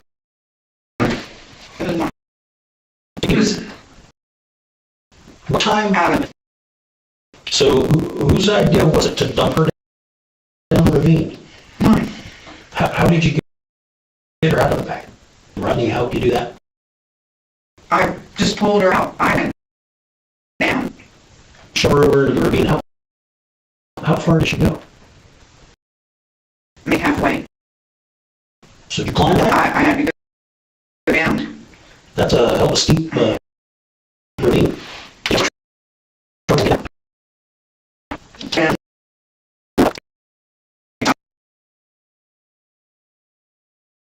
Why is she lying? She needs to go ahead and admit that your husband helped you. All right. Like she needs to go ahead. Now she wants to, just take the whole thing by herself, whatever not. And I think the reason why she's doing that, because it goes back to what the grandfather said. He was like, if we both go to jail for this, who's going to take care of that little girl? So in her mind, she feels that if I can get the grandpa, to not be a part of this or involved in this, and I do the time, as long as I know that that baby is with my husband, everything is all good. So I think that's why she's doing it. But let's just be realistic. If the woman was only 100 pounds, dead weight, that 100 pounds don't feel like 100 pounds when it's dead weight. Okay, you are not doing that by yourself. You're not doing it by yourself, and especially if you put her in a ravine where it is a very steep hill. There's no possible way you was able to do that by yourself without anybody seeing you do that by yourself. It's going to take a longer time for you to do that by yourself. And if that was the whole reason why y'all was going all around, traveling all around, looking for a spot to dump her, because everybody and their mama was out there in the park and stuff, so they kept on going around, cars and trucks and stuff like that kept on coming. So it wasn't no, case is clear, close is clear, we could dump her. So you had to move fast. You had to move real fast. And the only way that you was going to move fast is by having help, having assistance. So whether she thinks that she's saving her husband, she's not. You're not saving him. He is not going to see that baby again. Neither one of you are going to see that baby again. Why should you? Why do you think that you even have the right to be in that baby's life ever again after you done took her mother away from her at the age of 2? I don't understand. How do you continue to even deem yourself the best parents for this individual when you are both murderers? Not only are you murderers, you murdered her mom. Like, seriously, you think that that's going to sit well with that girl when she grows up, knowing that her mom is not here and finding out the story or reading articles that it was her own grandparents on her father's side that took her mother's life? This is what you really believe. This is what you're telling yourself, or this is what you told yourself to convince yourself to do this heinous crime, because you didn't want to just mind your damn business and be supportive grandparents. You wanted to take control. You wanted to relive the whole having kids thing. Then you should have adopted. All right. That's why you got adoption, right? You got all these kids out here, all these kids that's in foster care and all the stuff like that needs homes to good parents and stuff like that. If that's the case, if you want to go through the whole baby years and all that stuff like that, there's babies that you could have adopted. You could have raised them from months old until they go off to college. But for you to think that you could take this woman's rights away from her, nah, it doesn't fly. It doesn't fly. It doesn't cut it. And ain't no court in this land is going to agree with you. No court in this land is going to agree with you outside of, let's say, if those parents were unfit and those parents were actually harming that child and there's proof behind it. No courts is going to agree with you that you think that you can just rob or steal this kid away from their parents. I don't know where the hell they think they living at, but the last time I checked, they, in the accent that I hear, they sound like Americans. Sheesh. Bruce said the girl probably didn't even weigh 100 pounds. She didn't. She didn't weigh 100 pounds. That girl didn't look sickly. When I seen the picture of the girl looked like she was pretty, pretty fit, pretty healthy. I'll say probably maybe 115 pounds, 125 pounds, depending on her height and whatever not. But she seemed like she was in good health. She didn't seem like she was a junkie. She didn't seem, underweight or anything, even from her facial features. She looked like she was fine. She was definitely more than 100 pounds. And like I said, dead weight is heavier. Because remember, the body stiffs, right? It stiffs once the person is no longer alive. That means it makes it harder to maneuver. Let's see. Thanks, Brucey. Thank you. William said, cold-hearted, cruel woman, this confession has been structured, so at least the child would remain with one of her grandparents. Don't think grandpa is completely innocent. Social services would allow it. Yeah, they been not. And that's what she's trying to do. She's trying to make sure that the grandfather at least can still have access to the kid. And then for her, it would be all worth it, right? William says, sorry, would not allow them have their grandchild. No way, no how. Absolutely not. Nope. No contact at all. So many can't have kids, and then they are this lady. Right. So it's so annoying, guys. It's so annoying. It's terrible. It's really terrible. Because You told Rodney, your phone, you should have stayed away from her. I told him I was like, basically it's like, she is our child, but when you've been taking care of her literally since she was born, it's like someone taking your child away. Despite confessing to the murder, Valerie later claimed in court that her son Randy was the one who killed Whitney. Randy was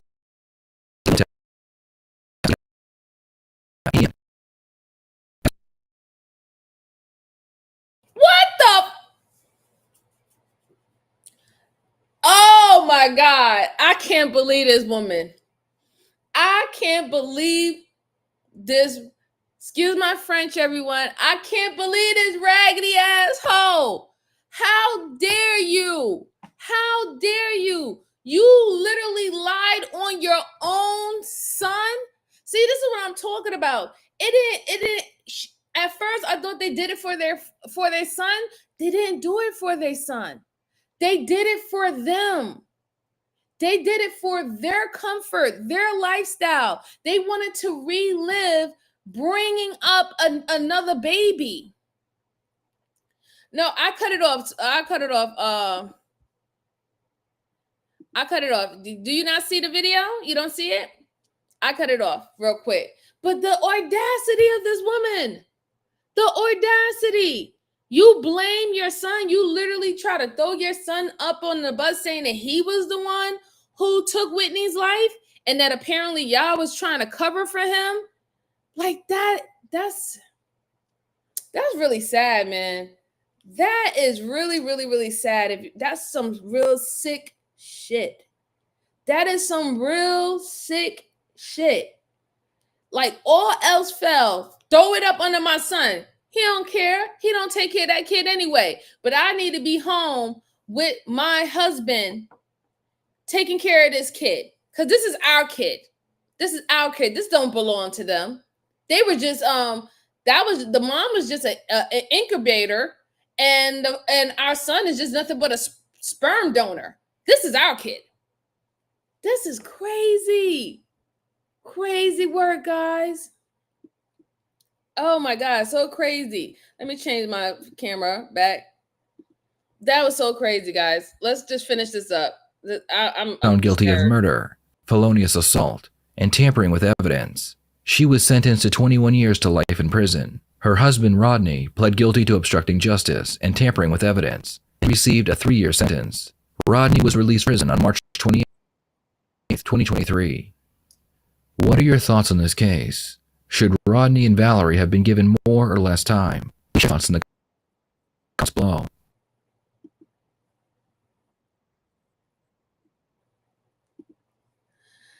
I believe that she was supposed to get more time. 21 years is not good enough. I mean, the girl practically looked like she's in her 20s. They should have gave her more time. They should have gave her the amount of time that they took from that woman, as well as even the daughter, how long she could have experienced her mother, right? To me, that whole shit was just very despicable on both their parts. I even think that the father should have got more time too. And the reason why is because you could have did the right thing. You could have did the right thing, even if you weren't the one who unalived Whitney. As soon as you seen that what your wife did, you were supposed to turn her ass the fuck in. I know that's your wife. I know that you love her. I get it. And I know there's some biases behind it. But the simple fact that you even helped her do this and help get rid of the body, that means that you kind of was down with it too. She was the one who initiated it, but you was also down with it because you thought it was a win-win too. You didn't want that baby to go anyway. You didn't want that baby to leave the house either. This is something that you and her pillow talked at night for weeks and months. You didn't want that baby to go. So no, I do believe that they was both supposed to get more time. I believe that I think truly the grandfather should have at least gotten about 10 years. And I definitely believe that the mom should have at least gotten about like 35 years or more, right? Because she intentionally did this whole entire thing. Y'all didn't even care about your son. And just on the simple fact, as you get a defense attorney to pretty much blame your son for what you did to his mother of his child, there's a special kind of hell. There's a special kind of hell for you. There's a special kind of hell for individuals like yourself. Like, seriously, that's sad. Rest in peace to that young woman. She shouldn't have lost her life for some foolish, egotistical, nosy, overbearing grandparents who thought that they can steal their child or steal her child away from her. They thought that was her right. You know, it's terrible. It's sickening. Really, really sickening. Let's see. That is downright diabolical. It really is. Oh no, not me get a $5 potty. Like, come on now. Let's see. Pure madness, total manipulation, Walter Mitty, paranoid delusion, everyone against her. Right. Men are what though, MJ? Some women rule the house. Yeah, that can happen. That can happen. All right. So hopefully my next case will go good and well for you guys. Thank you so much for everybody who's been rocking out through all the technicalities and everything that was been going on. It seemed like the storm has passed. Yay. Hopefully we don't have any more disruptions, but I'm trying to do this for you guys. I promised this live stream for you guys, so I want to make sure I follow through as much as possible. So the next case that I have for you is about a woman named Stephanie. This woman named Stephanie thinks that murdering her brother is funny. I found that interesting because I wanted to understand what was the dynamics between her and her brother. I wanted to know whether or not if she was the older child or was she like the middle child or was she being abused by her brother? I want to know. So I thought this one was interesting to look at. So here we go. Oh, hold on. We're putting a jar on your desk. Damn, man. Joanne said, I thought the granddad did it. I did at one point too, especially the way how the son, when he was talking about his father, how his father said, get the F out the house. And he got very combative with him. I was thinking that he has more involvement in it. Let's see. Thank you. I appreciate you. So let me go ahead and pull up the screen and we'll get into it. 15th, 2015, Jake Millison went missing from his family's 400-acre ranch, where he worked as a ranch hand. The police went to the ranch and spoke with his mother, Deborah, who owned and operated the ranch, and they asked her if she knew anything about his disappearance. Deborah told them that Jake was out of town, and she was not sure when he would return. When they asked her why he wasn't answering his cell phone, she pulled out a plastic bag containing rice and Jake's phone. She explained that as he was leaving, he dropped it in a puddle. She also told the police that Jake would disappear often because their son abused cocaine, steroids, and he hung out with the wrong crowds. Everything else going okay for you, Deb? Well, except for, some of Jake's friends deciding to accuse my daughter and I and my son-in-law on killing him. Yeah, I understand. I've seen some of that junk floating around too, so. Why would they even consider me to want to do that? Deb, you know how the rumor mill is, especially in a small town like Gunnison, so. Well, it would be different if it wasn't just his druggy friends that he used to sell mushrooms and stuff to. But we're all getting a little tired of this stuff. Yeah, I understand that. I just want to find him. Yes, I do. I just want to find him and say, you can't come home now. You burned your bridges. Make your own life, but at least I know you're alive. After speaking with Deborah and looking around her ranch, the police left and they wouldn't be back for over 2 years. In June of 2017, a local journalist wrote a story about Jake's disappearance. This article reignited the case, and the police were able to get a search warrant for the ranch. The warrant was carried out the following month, but when the officers knocked on Deborah's door, they were surprised by what she would tell them. Deborah immediately confessed to killing her son. No problem. Deborah had 2 children, Stephanie and Jake, who lived and worked on the ranch. She also had stage 4 breast cancer. Her 2 children would constantly argue with her about who would inherit the ranch. On the night Jake was killed, Deborah claimed that after getting into an argument with him, she shot him while he slept. She then told the police that she wrapped up the body in plastic and carried him outside and covered him in manure. The police immediately began digging through the pile, and about 6 feet deep, they found Jake's body. It appeared to be an open and shut case, but then the investigators realized that there was no way Deborah was able to move Jake's body on her own. The police began speaking with other employees of the ranch. They were told that it was not Deborah in the ranch, but her daughter Stephanie.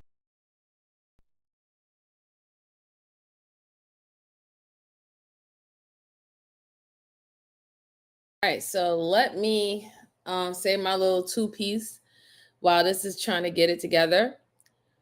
So apparently, and I'm just going off of the little bit of information that we got, this has to do with property and inheritance. It seemed like he was supposed to inherit the ranch, the farm, whatever their business, family business that they had. And it seems like the sister or even the mother, whoever else was involved, didn't think it should go to him due to the fact that he has a drug history. He's aloof. He doesn't really have that much concern about the family business and keeping it up and striving. In fact, they probably feared that he would smoke the family business away, right? Or drugs, right? He would just sell it away. So instead of them, I guess, I don't know, rechanging the will or who's supposed to get whatever not, they thought that this was the better route. Because then they won't have him come back later on if he goes to rehab or anything like that, saying that I need to get what was mine. I need to get my inheritance. This was mine. Y'all wasn't supposed to take it away from me. Y'all had no legal right to take it away from me. They didn't want any of that kind of commotion. That's what I'm thinking. so far what's going on. And maybe, who knows, we'll find out a little bit more about why the sister was, I guess, why was she so much involved? Why she wanted to be so much involved in getting rid of her brother? Because, I mean, I know inheritance is one thing, and we've seen a lot of cases that people will do the most horrible, cruel thing due to money or what they feel that they're supposed to inherit. But we also learn when we start to see some of these interrogations, the actual dynamic, the brother and sister relationship between them both, whether it was toxic, good, who was being bullied, or something happened. We tend to get a little bit more information or insight on that. So I want to see what is going to be said. What is going to be said. All right, let's go on.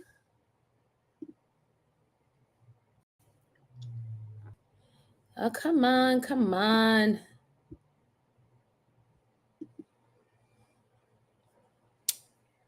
So annoying, so annoying. Let me refresh, guys. Let me refresh. Hopefully that will help.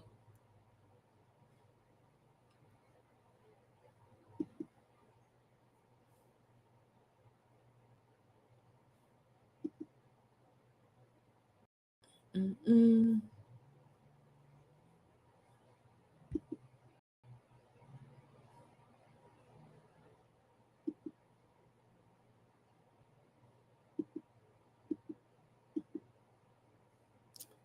Oh, this is so annoying.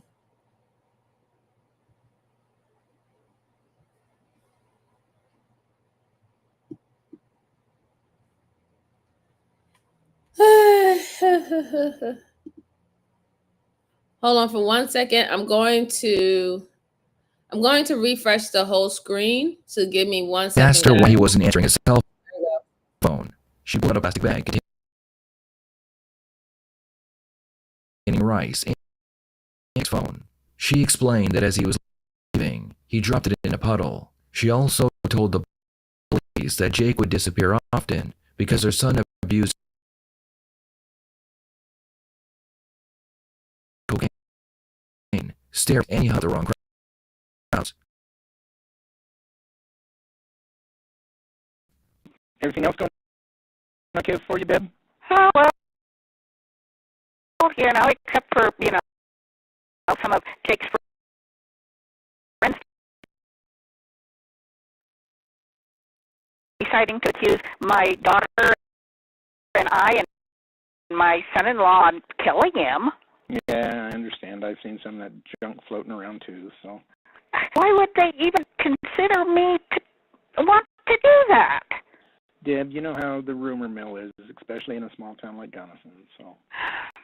Well, it would be different if it wasn't just his druggy friends that he used to sell mushrooms and stuff to. But we're all getting a little tired of this stuff. Yeah, I understand that. I just want to find him. Yes, I do. I just want to find him and say, you can't come home now. You burned your bridges. Make your own life, but at least I know you're alive. After speaking with Deborah and looking around her ranch, the police left and they wouldn't be back for over 2 years. In June of 2017, a local journalist wrote a story about Jake's disappearance. This article reignited the case, and the police were able to get a search warrant for the ranch. The warrant was carried out the following month, but when the officers knocked on Deborah's door, they were surprised by what she would tell them. Deborah immediately confessed to killing her son. Deborah had 2 children, Stephanie and Jake, who lived and worked on the ranch. She also had stage 4 breast cancer. Her 2 children would constantly argue with her about who would inherit the ranch.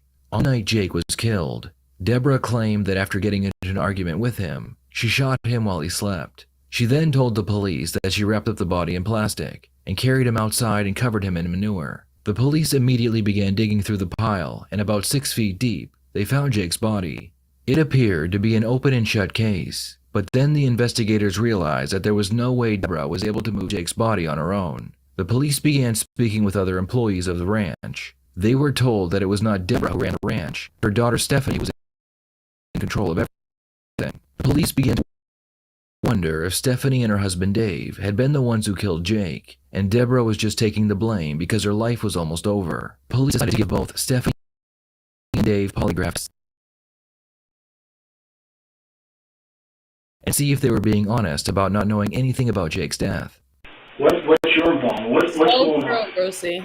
Well, what I knew, I guess, is that he disappeared and he went to Reno for some fighting stuff, and I wasn't allowed on the ranch when he was there, so I never went on the ranch.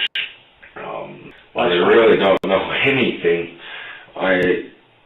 That he disappeared, and I thought it was kind of weird that he was gone quite so long. Yeah, he could. Started making That's me what wonder he looks like. that he was missing and he hadn't come back. Okay. When somebody like that, you think they go missing Damn, a boy. for a little bit. Sure. If they're still out there, still alive, and doing whatever they're doing, they're probably going to reach out eventually. It may take them a week or a month. Okay. But once it started getting to about a year is when I started kind of, I guess, coming to conclusions of what happened. What could have happened with him, or where did he go, or what happened. Dave explains that he and Jake hated each other, and it got to the point where Jake put a restraining order on him. The detective wants to know more about the restraining order, so Dave tells him it all started when Jake continued to plow snow and put it in his way. Well, one day I was coming out the house and he was coming down the driveway, and I was mad about the snow being piled up because I got my truck stuck that day and it took me 3 hours to dig it out. So I wanted to have words with him. Why the hell do you keep doing this shit to me? You need to stop. I'm trying to help out here as much as anybody else. And, well, he freaked out, started stripping his clothes down because winter, we have a bunch of layers on. He was ready to come at me hard. I mean, he was running at me, stripping his stuff. And at the time, I agree. I was leery about him because he's in mixed martial arts. I knew he had a concealed weapons permit, etc. So I always carried a gun. Not necessarily for him, just because I'm a very firm Second Amendment believer. Okay. But I was stripping down, and I was going to pull my gun out, put it down on all my clothes and stuff, not in the snow and shit. Well, as soon as I got my coveralls down around my legs, I was getting ready to do that, and he just stopped, dead in his tracks, as he obviously saw the weapon, and started yelling and screaming, just picking up his clothes and wandering off. And then the next morning, the sheriff comes out and serves a summons to appear to court and whatnot for a... So off the bat, I totally believe that this guy, I think he's Dave, right? I'm not so sure, but the boyfriend of the sister was definitely involved. And I think that the only reason why the mom said that she was the one who killed her son is because like they said, she has stage 4 cancer. She's already old. She wants somebody to inherit her business or the family business, the farm. And that can't happen if the daughter goes down for murdering the brother, right? So she just figured, I'll take the whole thing, right? And everything will be bygone, I don't got that much longer to live. Who really cares, right? I lived my life. I did what I had to do. I just want to make sure that my land and my farm stay within my family, right? But here's why we always state, again, you shouldn't be talking to these detectives without a lawyer. And even if you think that you're honest and or you didn't do anything wrong, whatever not, still please go ahead and get a lawyer. Don't try to do this by yourself, because him explaining that there was already tension and animosity against him and the brother, they never liked each other, even to the point where they had a restraining order against each other. That doesn't sound good that now this person is gone, right? It doesn't sound good that that you had access to the farm. You was actually helping your girlfriend with the farm because Jake wasn't reliable, right? He wasn't a reliable son. He was into drugs and he was selling drugs and things of that sort. He would be in and out of the house. So they couldn't rely on him for anything. So we know that you stood up and you took up the, I guess, like the son role in managing the home and stuff like that. It was a big no-no on his part to even tell the detectives that they had tension the way that they did have tension, because now you are definitely a suspect. You're definitely a suspect. And it's especially when you said that y'all never liked each other or you never liked him. It didn't help you. It didn't help you at all. A restraining order. Okay. So I'm like, okay, whatever. So I left, and I didn't go back on the ranch since for a long time. I think I stayed in town at a friend's for the time being. Dave appeared very nervous. He was having a hard time sitting still, and the investigator observed that his hands were shaking. After hearing more about how Dave and Jake would get into various arguments, the investigator begins the polygraph test. Regarding Jake's death, do you intend to answer each question truthfully? Yes. You're telling me you had nothing to do with this, that you didn't kill him, right? Yes. You didn't do this. No. Is that right? Okay. So the question I want to ask you, did you cause Jake's death? No. And what I mean by cause is, did you have anything to do with it? Did you kill him? No, sir. Did you cause Jake's death at the ranch? No, sir. Did you participate in Jake's death?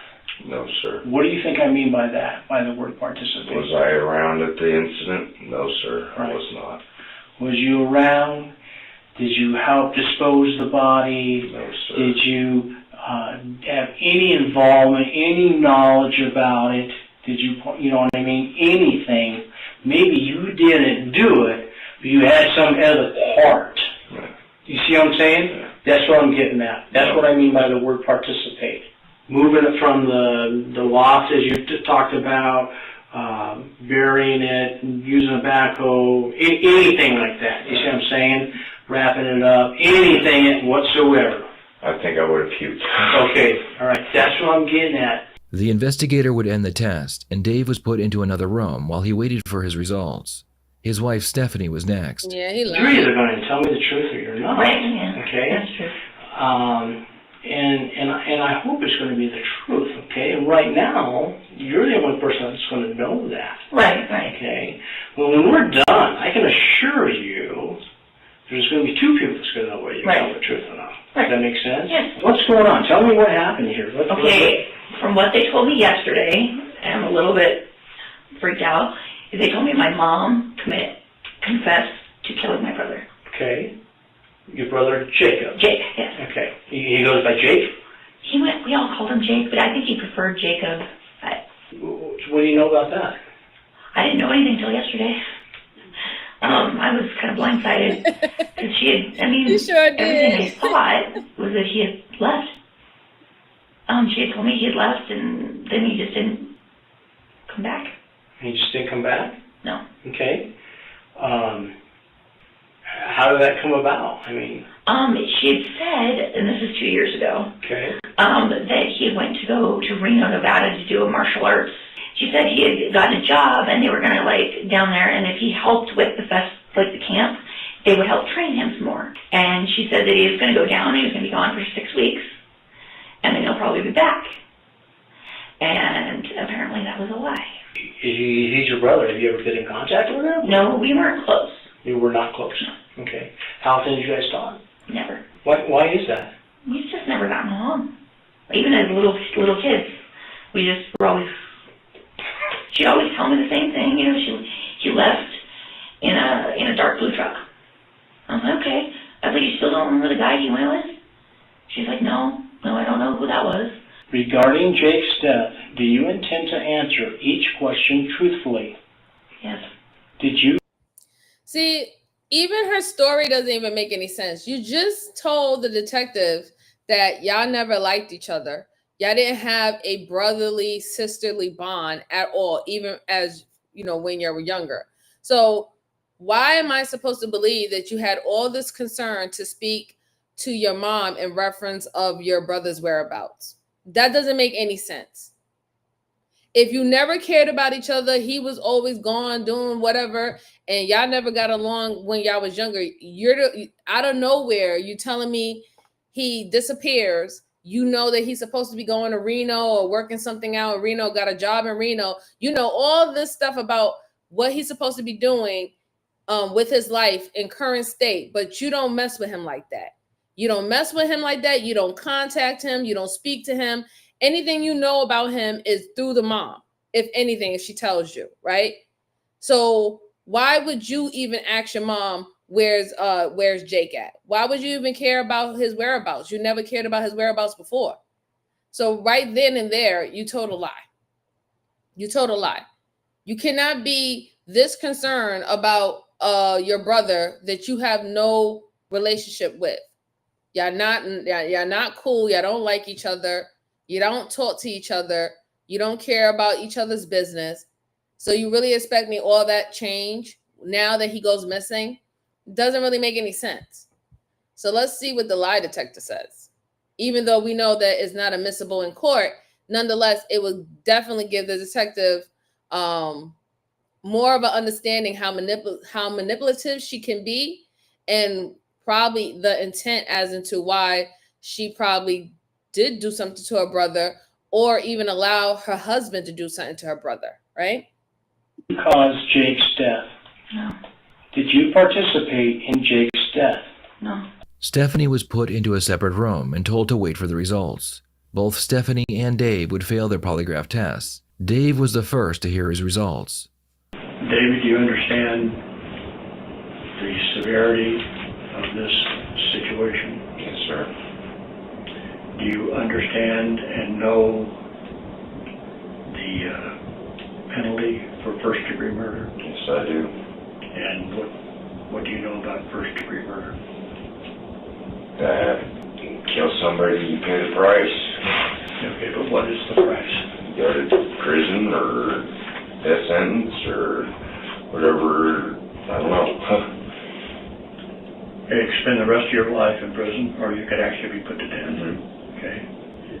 It's the most important time of your life up to this point. And the most important thing that you can do right now is to be honest, because you haven't been honest. Yes, I have. No, good. Let me finish. You know, and you knew when you came in here last night to take a polygraph test, the difference between telling the truth and not telling the truth, being honest and not being honest. Did you pass that test? I have no idea. I hope I did. What do you mean you hope you did? You either know you did or you know you didn't. I know I did. You knew you passed the test.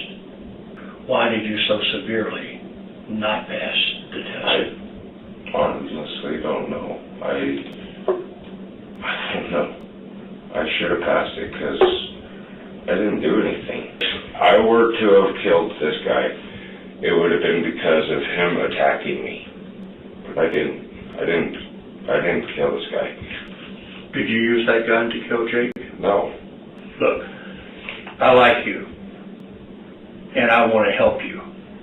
But in order for me to help you... No, listen to me. In order for me to help you, and maybe in order for me to keep you from going to jail or maybe prison for the rest of your life, if you've ever told the truth in your life, now is the time to... Now listen to me. Yes, Don't say anything, just listen. You have got to be honest. Now, you sat here, when we talked to you the other day on Monday, and we asked you certain questions. Some of that stuff was true. Some of that stuff was bullshit. Okay? Now is the time to put the bullshit aside. Be honest with us so we can help you out. Do you understand that? Yes, sir. You know that you're... So at that point, they are fibbing, or you will say lying. They cannot help you out. Okay? They can't help you out.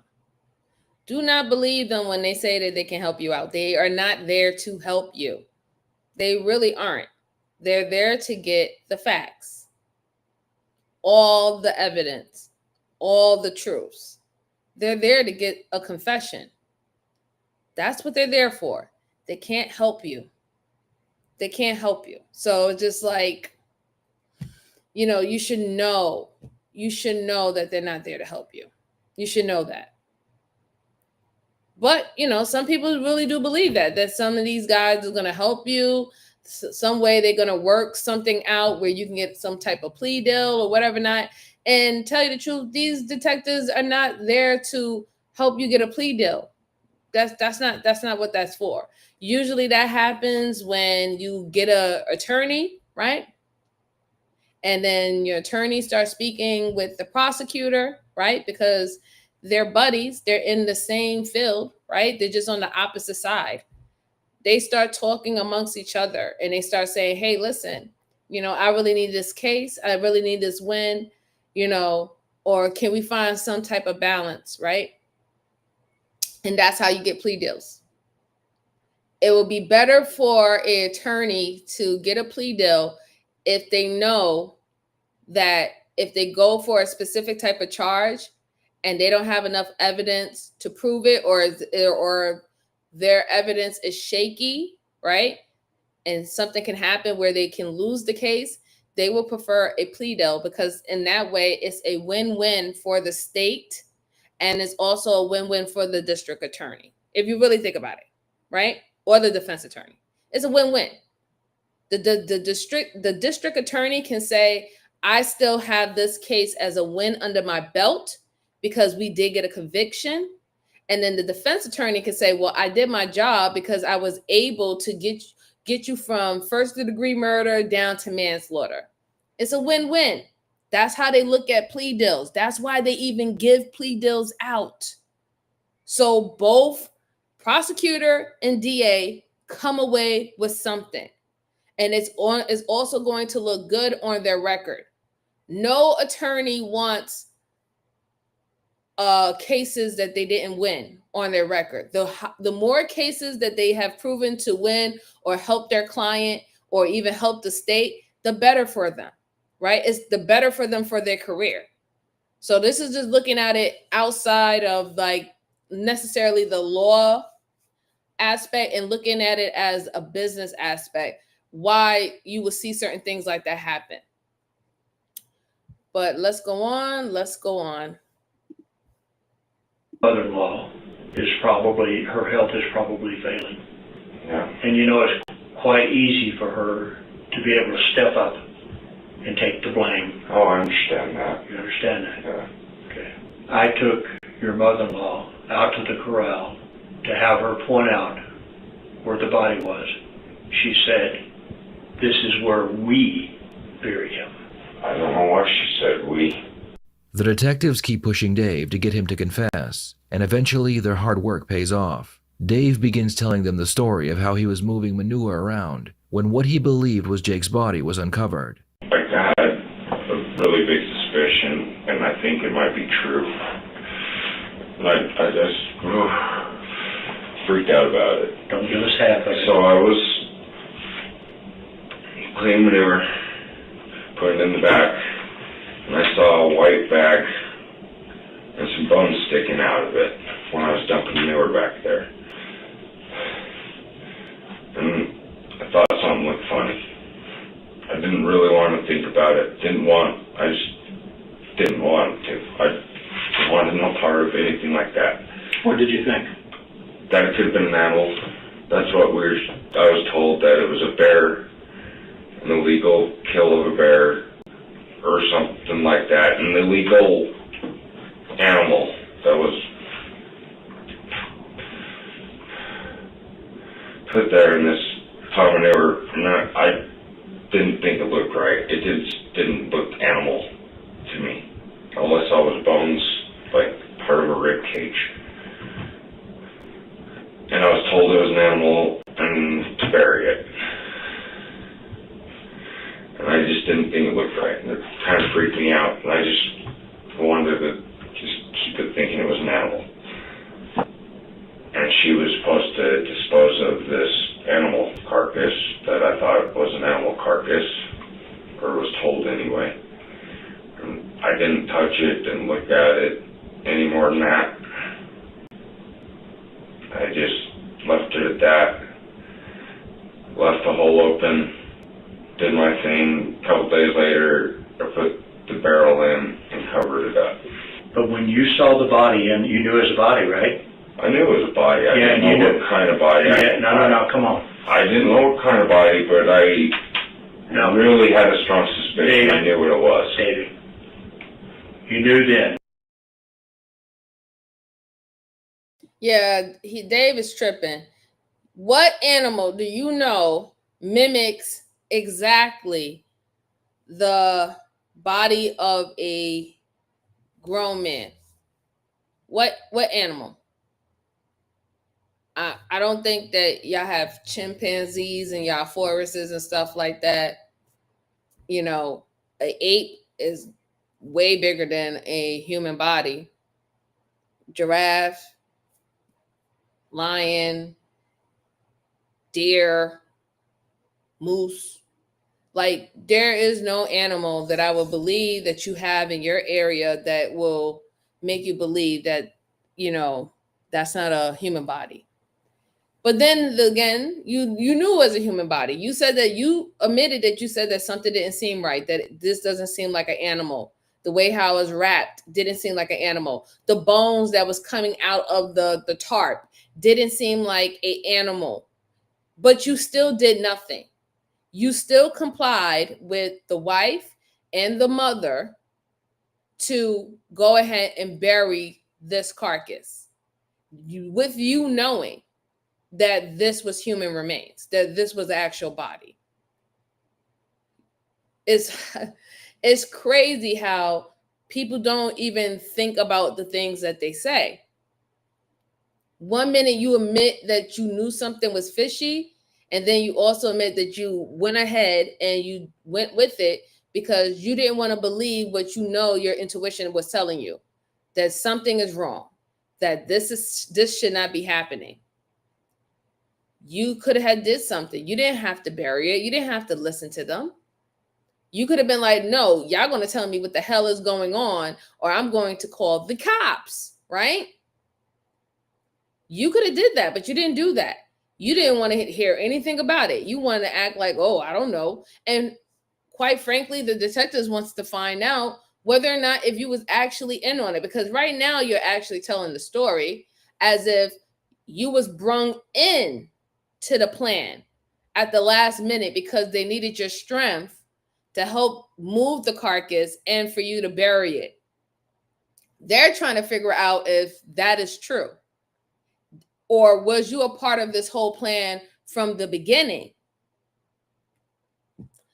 Shout out to Miss Jalen for the $5 super chat. I truly appreciate you, man. Truly appreciate you. She said, get a lawyer. Yes, absolutely. Miss Jalen is our lawyer in the chat. So if you need a lawyer in the chat, she's your go-to person for that, okay? Thank you, Miss Jalen. Brucey said they have to be the victim's voice brother. Their priority is the person who can't speak for themselves. Right. He said, I digress, but fuck trust. I know a lot of people say that. A lot of people say that. All right, let's go on. Because when we showed up out there with the backhoe and the trailer, you dropped your head, and your buddy dropped his head. So you and your buddy both knew that the body was in the manure pile. Yeah, we were pretty sure. No, come on. You knew it was Jake in the manure pile. We were pretty dang sure of it. And Mom told you to move the body out of the manure pile and put it in the hole? No. I never even touched it. The closest I ever got to it was about 10 feet. That was it. I just finished covering, putting the manure there where I wanted to. EBT payment. And to clean out the corral, and that was where I left it. Was Stephanie with you when you saw the body in the manure pile?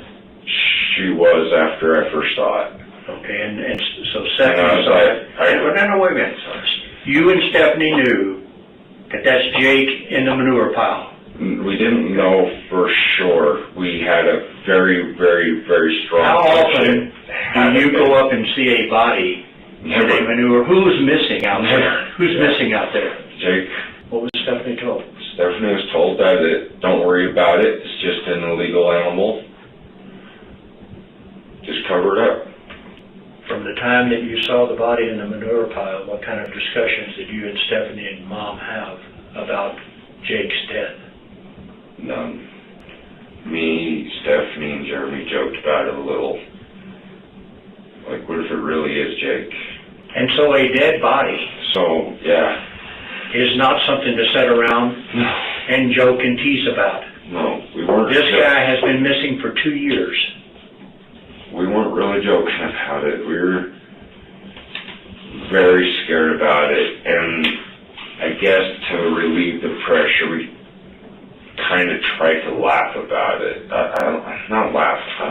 I don't think Miss Jalen. Do you think for a moment, if I had a family member that was missing, and I sat there and saw their body in a manure pile, that I'd sit around and maybe try to make some kind of humor out of that? No, I never wanted to make a joke out of it, and I didn't, like I said, I didn't want to think that it was him. I wanted to believe that it was an illegal dead animal that was there. I knew it was. I knew it was him. I really did. I had that deep suspicion that it was him in there. You knew damn good and well that was Jacob Millison in that shit pile, didn't you? And that's why you didn't call the cops, because you were afraid for your livelihood, right? For my son. Oh, yes, for okay. your son. Wow, For my son's livelihood, I was afraid that the ranch would be gone and he would never get to have that again. Okay. We all knew, I know we all knew, but nobody told each other they knew. But then you all agreed that it was going to be there and buried, and you weren't going to say anything about it. Pretty much. Dave would only admit that he and Stephanie knew where the body was, but other than that, they were not involved. The detectives believe that Dave and Stephanie came up with the story, just in case they were unable to pass a lie detector test. Stephanie had already made the same confession Dave made about accidentally finding Jake's body, so they let her go home and come back the next day for another polygraph test. It was no surprise to anyone that Stephanie failed this one as well. We're past the point of you denying that you have told us about your involvement in this, okay? You've taken 2 tests. You took the first one, you failed, and you gave an admission, right? And you failed because you hadn't told us that admission, which was finding the body a couple of months earlier. Right. And so this test is there's still something that you're not telling us about this. I'm trying to think what I could have been thinking of that could have messed me up. I think the only thing I can think of is It's crazy because she took 2 polygraph tests and she failed miserably. Then whatever story her husband told, it was exactly the same. So they know that they spoke to each other. This is the reason why they kept him late at night. They let her go home, try to give some hours away from each other. You know, they knew that they eventually was going to call on the phone and try to speak with each other and find out what was said during both their, interrogations. But she came back. They gave her another poly test with another set of different questions that were rephrased, and she still failed.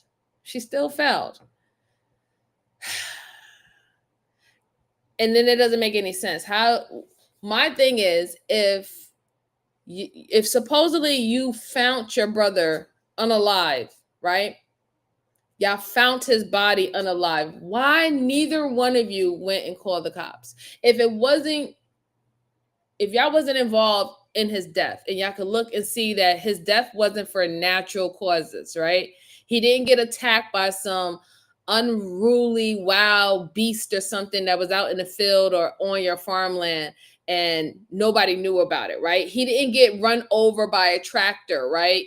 By falling off it. If none of that happened, and you see that the wounds that he had when you found his body was not self-inflicted, also somebody had to do something, why wouldn't you call the cops? Why is your first reaction is, well, let me go ahead and let's just bury his body on under manure in the farmland? It doesn't make any sense. if you didn't do anything, you wouldn't want to hide that body. In fact, you would want the police to know so you can find out and investigate who did this to your brother. And then on top of that, why did you do this on the land? Did you want to get the land to be searched or get the land taken away from the family? Like that's what normal people would do. Like I don't just automatically be like, oh, let me just bury them. Like that don't make no sense. It doesn't make no sense at all. Let's see. They're there to let you talk yourself right into a self-made, indictable felony charge or charges. Ultimately, talking yourself straight into prison. When y'all gonna learn, only you answer is. Yeah, you're absolutely right, Sally. Yeah, absolutely right. Bama said, get ready to go to jail and be somebody. Yeah, you're right, Bama. You're definitely right. Yes, the answer will always be, I need a lawyer. I ain't speaking to you, folks. Trying to think back to the last, say, 5 years of my life, and when Mom would get mad at Jake for something, she'd often say, well, one day I'm just gonna shoot. And she maybe said it 2 or 3 times over the course of. Right, and you would help her get Jacob out of there. Now, I'm not saying you shot him. No, I'm saying that the concept of we need to get rid of Jacob was a joint concept because Jacob was refusing to leave the ranch voluntarily, right? He just basically wasn't listening to her. Well, he never listened to her. Right. But we never had a conversation about, getting rid of Jake. The only time I told her over the course of a couple years that, you need to kick him out. I mean, he's not good for you, not good for him. Anybody. And I would say, yes, for sure, I encourage her to kick him out. Because we still don't know, even though you made that admission of finding him 2 months before. Right. That still doesn't clear you of shooting him or helping her earlier. Right. You just gave us the story about finding the body 2 months before. Right. No, I understand. So we bring you back in, and you should pass the test, because if you didn't shoot him, and you didn't help her sooner, then you should have been fine on this test. Yes, but I didn't shoot him, and I didn't help her. And I don't know. And I think part of the problem is, I think you do know what you did. And I didn't do anything. No, you know something about those. What are you talking about? You don't know anything, ma'am. You said that you recovered your brother's body 2 months ago. You didn't call the cops. You went ahead and followed, I guess, your mother's advice and buried your brother in the land. Like, what are you talking about? You and your husband's actions are not innocent. Y'all both are pleading that you did not take this man's life. Okay, you're both leading on that your mom said that she wanted to unalive him. This ain't no good son, waste of space, whatever not. I want to get rid of him, blah, blah, blah. Y'all keep on implying that your mother was the one who wanted to get rid of him. And let's be real. It could be a possibility that your mom did pull the trigger. Who knows, right? But for you and your husband to pretend that y'all had no understanding that this was going to happen to Jake is bull crap. You knew. Y'all was down with it. You explained that you ain't like him. You had no relations with him. He wasn't good for the family. He wasn't good for the family business. Your husband said that they never liked each other. Your husband got a restraining order against him, or he had a restraining order against your husband. Now you're confirming that your mom was saying the things that she was saying about him, that she was done with him over. It was a wrap. She said that in the phone call, saying, "Oh, well, I just want to know that he's alive so I could tell him that he can't come home anymore. He burnt all his bridges. There's nothing here for him anymore." So why are you trying to pretend that you didn't know absolutely nothing, and that all you two did was just help put the body in manure. No, you did more than that. You did more than that. Especially since mom got stage 4 cancer, mom can't even be out and about in the ranch or in the farm like that. She's not moving like that. She's not moving like that. She's sick all the time, can't keep food down. Like, do you know how people act when they're going through stage 4 cancer? It's not pretty. It's not pretty. They're in a lot of pain, excruciating pain every single day. Every single day. Just the simplest things hurt them. Touching things hurt them, right? Eating hurts. Thinking hurts. Like, you don't understand. So if you're the one who's control of the ranch throughout the day, you and your husband, nothing goes down on that land without y'all knowing. You knew. It wasn't just, right then and there, I need to go do something. No, you knew. And it's sad that you're sitting up here saying, I don't know anything. I don't know. We don't believe you. You need more people. We don't believe you. A few days of range of motion. And see, here's the thing. The fact that you guys found him 2 months earlier and you helped her cover it up at that point, right? There's no difference in you helping her the day after. I'm not saying you knew she was going to do it, but your mom would have come to you for help. Only you, not Dave. I believe she wouldn't go to Dave.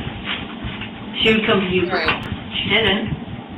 And so the hair and the prints on the tape are not going to come back to you. Highly unlikely, because I did not help her. I did not help her and drag his ass out of the freaking house. She had help getting his body out of the house. And there's only 2 people there, you and Dave. I swear on my child's head, I did not. You know, that's the sign that when people do that, start swearing on me. Sorry, but it's not a truthful statement. I did not help her. You don't want to. I'm sorry, guys. I'm going to let it play out, but that irks my nerve.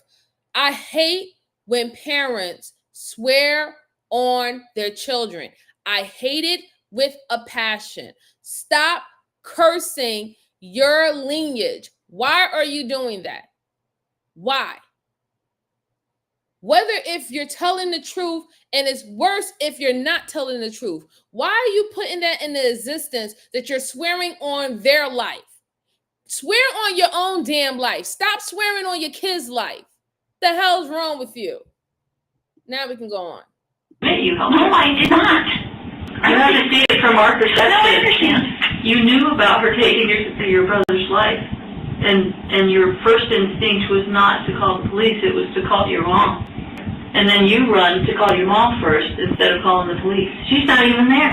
You don't even have to worry about her knowing that you called, right? That's true. But you went and called her. And you called her because you knew before those 2 guys even knew. Yes, ma'am. I do appreciate it. You knew after it happened because your mom needed your help. And before you keep telling, I'm telling you, the fact that you helped her 2 days after is no different than helping her a year and a half after. That is the same thing. The fact that you chose not to tell the police and you're all of a sudden in a panic, right? And you don't call the police. You tell them not to call the police. You go call mom. It's because you knew it was in the manure pile because you knew it was there earlier than they did. Your mom was confide in you. Your mom's going to protect you. And I'm not here telling you that we're looking to put both of you behind bars. I'm wanting you to just flat out rip off the Band-Aid and tell us exactly what happened because you knew it before that 2 months. No, I didn't. It's not just me. Everybody believes you were involved. It's unfortunate for them. No, it's unfortunate for you. You failed the polygraph regarding whether you shot him or whether you helped move that. As y'all can see, her mannerism has changed because now she knows that she was involved more than what she let it on to believe. She's still trying to go with the story that mom called her 2 years later, and before the cops even knew what was going on, she told you to get your husband to put his body in there. No, this happened 2 years ago. 2 years ago. Y'all had ample amount of time to do the right thing, and you didn't. And that the reason why you nor your husband did the right thing, because y'all did it. Y'all did it. Now her mannerisms is completely different. She's folding her arms. She's looking down. She's acting childlike because she knows the jig is up. She knows the jig is up. So she's going to shut down because it's not believable. She can't even face the fact that she failed the second polygraph as well. And mind you, that's with the new story. She felt the polygraph test with the questions asking about her just assisting her mother, and her mother was the one who killed her brother. She felt that. The first polygraph was asking you deliberately, did you kill your brother? You said no. You failed. The second polygraph is, did you help your mom kill your brother? Or did you just dispose of the body? You said yes. The lie detector said that is a lie. This is crazy. Sally said, invoke your Fifth Amendment rights and questions. Only answer mandatory ID-related questions until your lawyer has had the time to give counsel in a private, unrecorded, or witness setting. The fifth, yes. But we notice, Sally, most people, their first reaction is to convince that they're innocent, or, that I don't know why that's their first reaction. And I don't know. Some people are manipulative, and they have been able to manipulate many people in their life, and they believe that they can do the same thing when it comes down to a detective, not taking into the fact that these people are trained, and this is their profession. Their profession is to read people and to get the truth out of them. This is what they do for a living. They don't take that into consideration. The first thing that anybody's supposed to do is to get a lawyer. Why not get a lawyer, right? Why not have someone who knows the law, who knows how to navigate within the law, who can understand what the detectives, prosecutors, or anybody is looking for, and who can help you, right? And this doesn't only just go for someone who is guilty. This goes for someone who is innocent.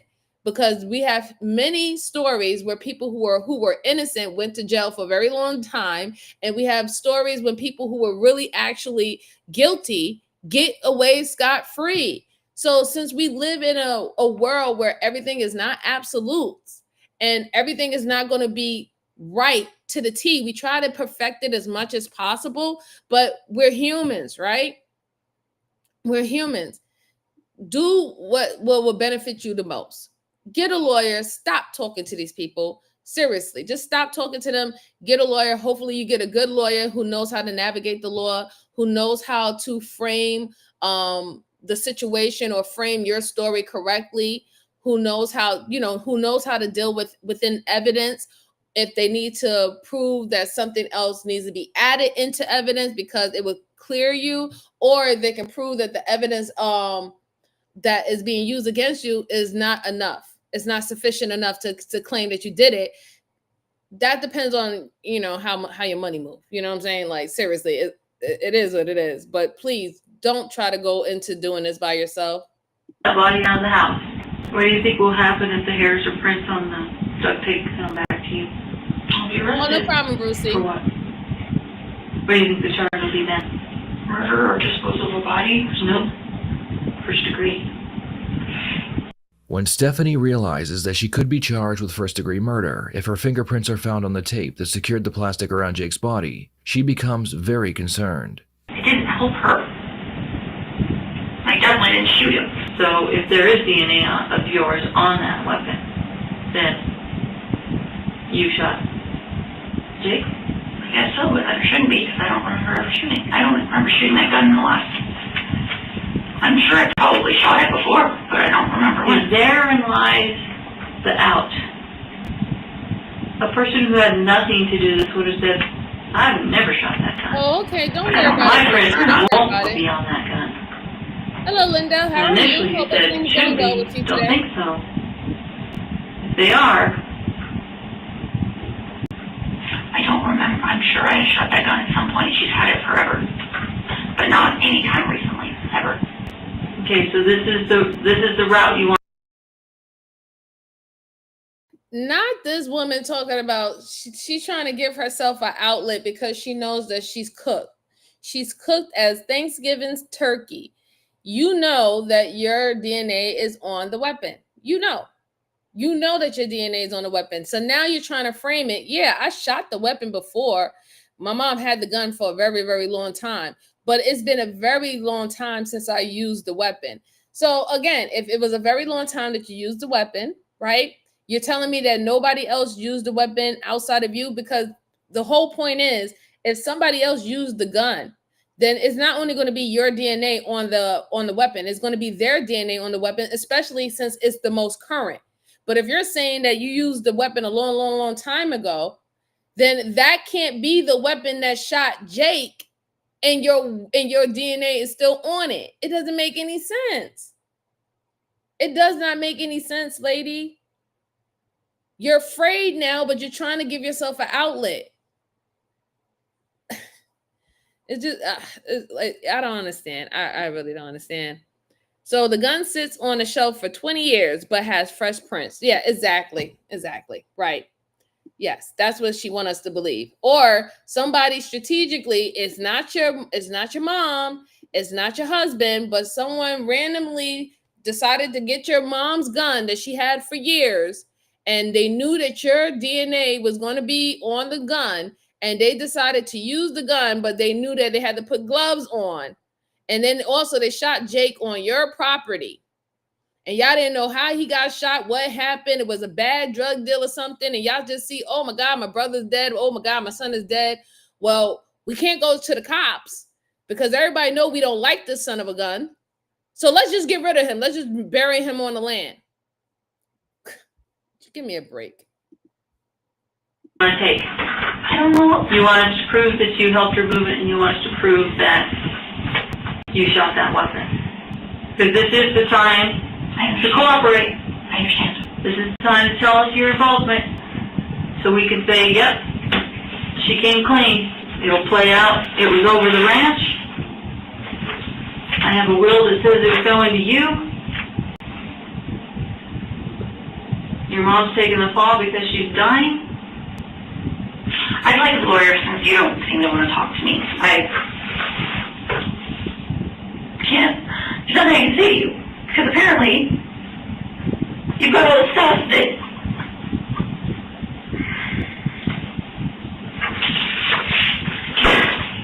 I didn't do anything. In the end, all three suspects would remain strong and not change any of their stories.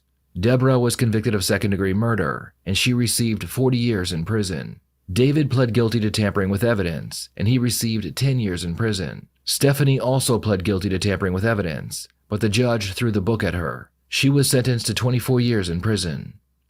What are your thoughts on this case? Do you think Deborah was covering up for Stephanie because she knew her days were numbered? Please share your thoughts in the comments below. On May 15th,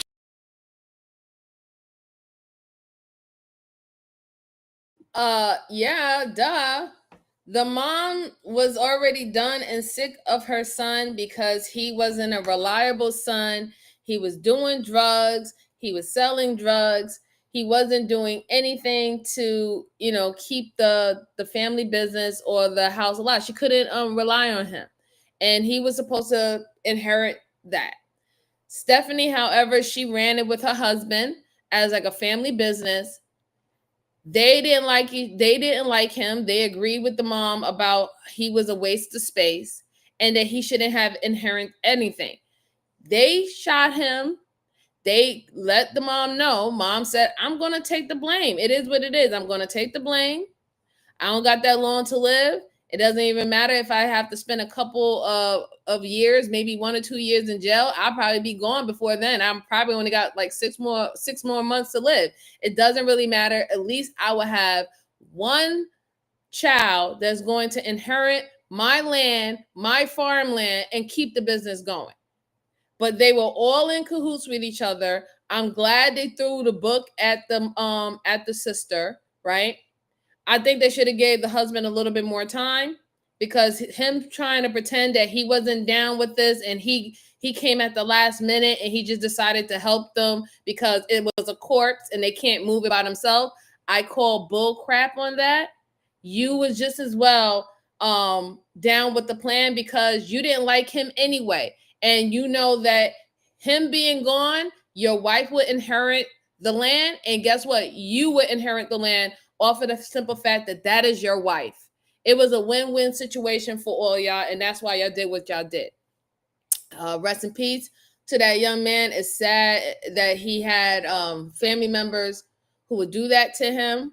Even if he was a dirtbag, even if he was an asshole, whatever, he didn't deserve that.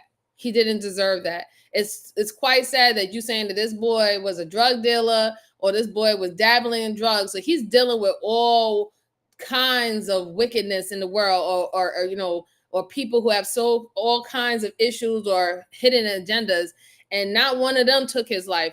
The people that he was literally raised in the same house with took his life. The mother who gave birth to him covered it up and said it was okay to just bury him in manure in the back of the farm. Like, that's crazy. You couldn't even give your own son a decent burial. Was he that worthless to you? That makes me fucking sick to my stomach. It really do. It really, really, really do.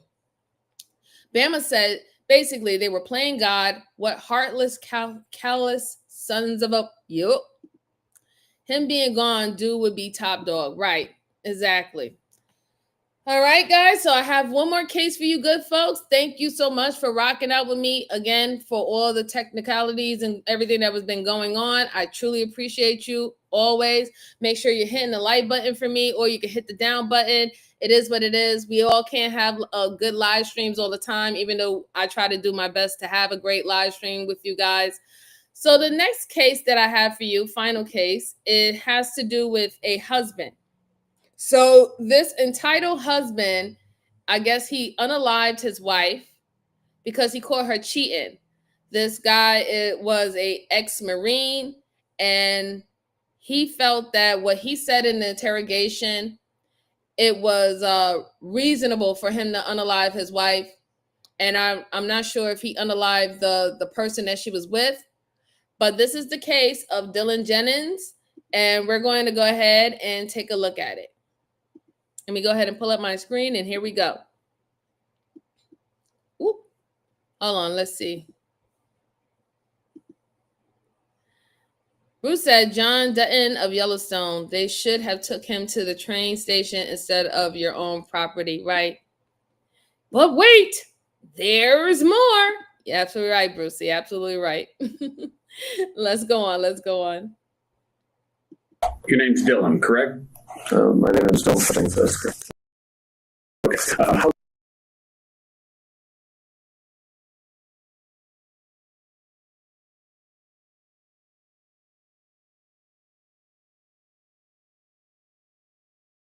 old are you, Dylan? 34 years old. Okay. So do you have other names? Mm-hmm. What do you go by? Shakes. I'm sorry? Shakes. Shakes? Okay. Is that like a nickname from friends or? Yes. Okay. And Scott. What do most people call you? I want to know what will make you comfortable while I'm talking with you. Yeah. Oh, when you're talking, I prefer if you called me Dylan. That's okay. My name that I like to be called. Perfect. Thank you. My name is Trenton. Sorry. My name is Trenton. I'm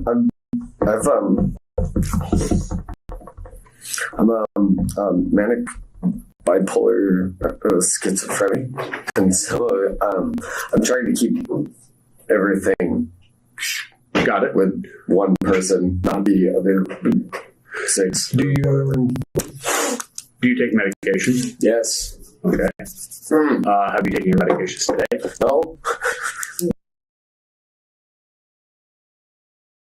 So clearly off the bat, this is a man who used to be a Marine, I'm sure he have gotten honorably discharged, whether if it's for PTSD or some mental issues. But I want you to keep in mind that he's playing the part here. He automatically let them know that he's taken medication for schizophrenia, split personality, depression, and all that, right? That is already leading to the fact that he's signing up for a mental case, right? That's why he's doing it. Now, here's the thing. They have to determine whether or not if he was going through an episode when he did what he did to his wife, or this was the plan from the beginning. Was you in the process of doing this the whole entire time, and it was just at the right time and right moment when the plan just went into play? This will also by what he says will also confirm whether or not if he had a mental episode while he was doing what he was doing.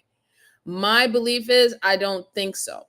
I don't think so. I think he's just setting it up for a mental issue case, and for him to go to a medical facility instead of actually doing hard time in Gen Pop. But let's see. Let's see what's going on. When was the last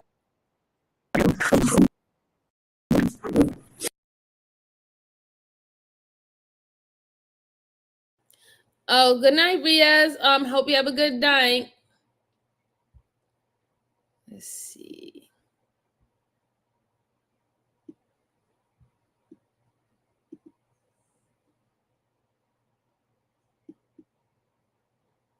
They always do that when it gets to the good part, which is so annoying, really. So annoying. Let me refresh, see if that helps. Schizophrenic, and so I'm trying to keep everything got it with one person, not the other 6. Do you take medication? Yes. Okay. Have you taken your medications today? No. When was the last time you took them?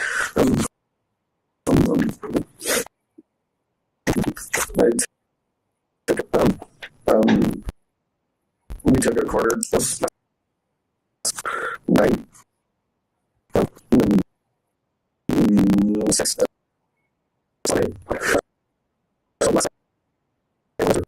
Thank you, Bama boy. I truly appreciate it. Just so we're clear, last night you meet. Last night before 5 midday, 6 p.m. Yes. Okay. Do you know where you're at right now? I'm thinking suspicion. Yeah. What might that be?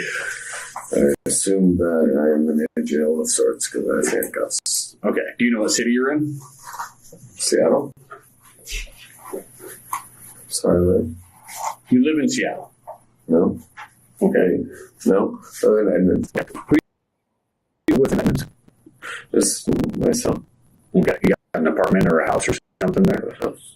Okay. So I used to work near Edmonds. Where's your house at? It's, 224th and 82nd place in 224. Okay, I know where that's at. So I used to work in the terrace. It's about like Bridge 99, I think. Yep. Yep. Yeah, not too far from there. All right, so you seem to have a pretty good grasp of time. Like you understood that you took your medication on the 4th at 6 p.m. You know where you live. Yeah, darling, Sorry. So on the 4th. You're good, man. Yeah, he's acting all the way. What brought you here today? What, did I get to a DUI or something? I get in a car. No, you didn't get in a car accident, but well, do you know where you're at right now? Yeah. Okay. You're in the Bellevue Police Department. Okay. You're in a holding cell Bellevue Police Department interview room with Detective Jable and thank you, Detective Brucey. Moriarty.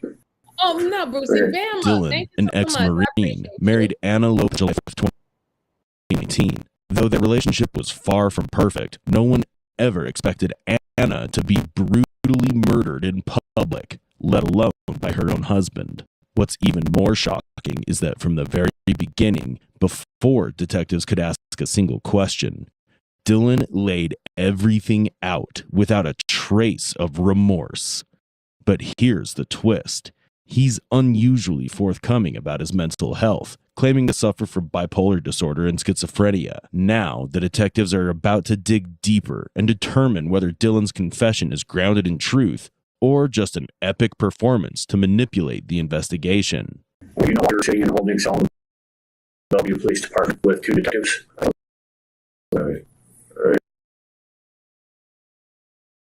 Like I said, I called it from the beginning. The simple fact that he even led with all his mental illness and all this stuff was to set the framework that anything that he did, he was on medication or he was off his medication, or he can, once he gets a defense attorney, he could say the time or the day that he committed the crime, he ran out of his dosage. He didn't have his doses at that time. So he doesn't necessarily know what he did when he was off his medication.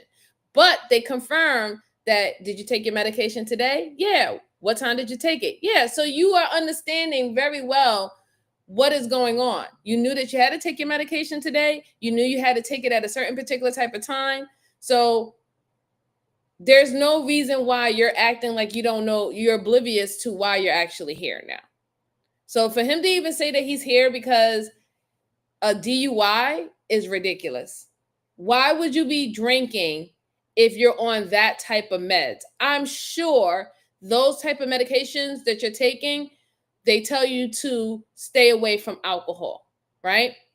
Because it can make it worse. It can probably get you depressed. You might commit suicide, or you might do things like this. It's just crazy. It's definitely crazy. No applause. Just throw money, please. Preferably $100 bills. No EBT. Yeah. Let's go on. Yes, I got you. There's something. I got you. Okay. Were you drinking earlier? Oh, yeah. I'm always drinking, technically. Okay. Well, okay. Were you drinking alcohol earlier? Yes. Okay. What were you drinking? What type of alcohol? Coors Light. Okay. Very mellow. You happen to know how much Coors Light you drank earlier? I had like 3 beers. Just 3? Okay. Yeah. So you drank some beers. Did you drink any other type of alcohol? Yeah, I had I'm sorry. It's really frustrating for me, and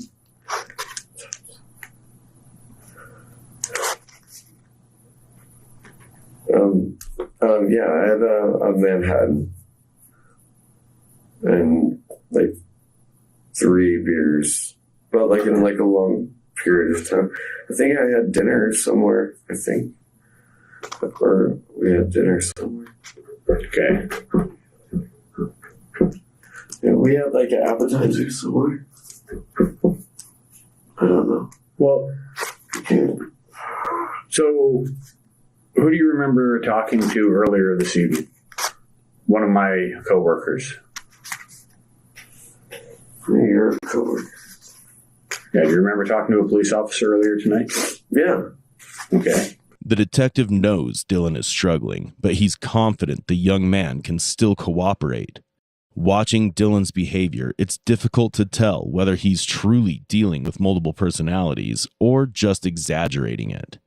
But Dylan is about to catch the detective completely off guard with his next statement, and in an instant, the investigation is going to take a sharp, unexpected turn. How can we help you, focus? Or do you just need a moment, or No, it's because of the timing and then the fact that I don't have my medications. Okay. So it's just I'm okay, and I can give you a proper statement. Okay. I promise. Please, I can do that. Okay, because I wanted to talk to you guys earlier.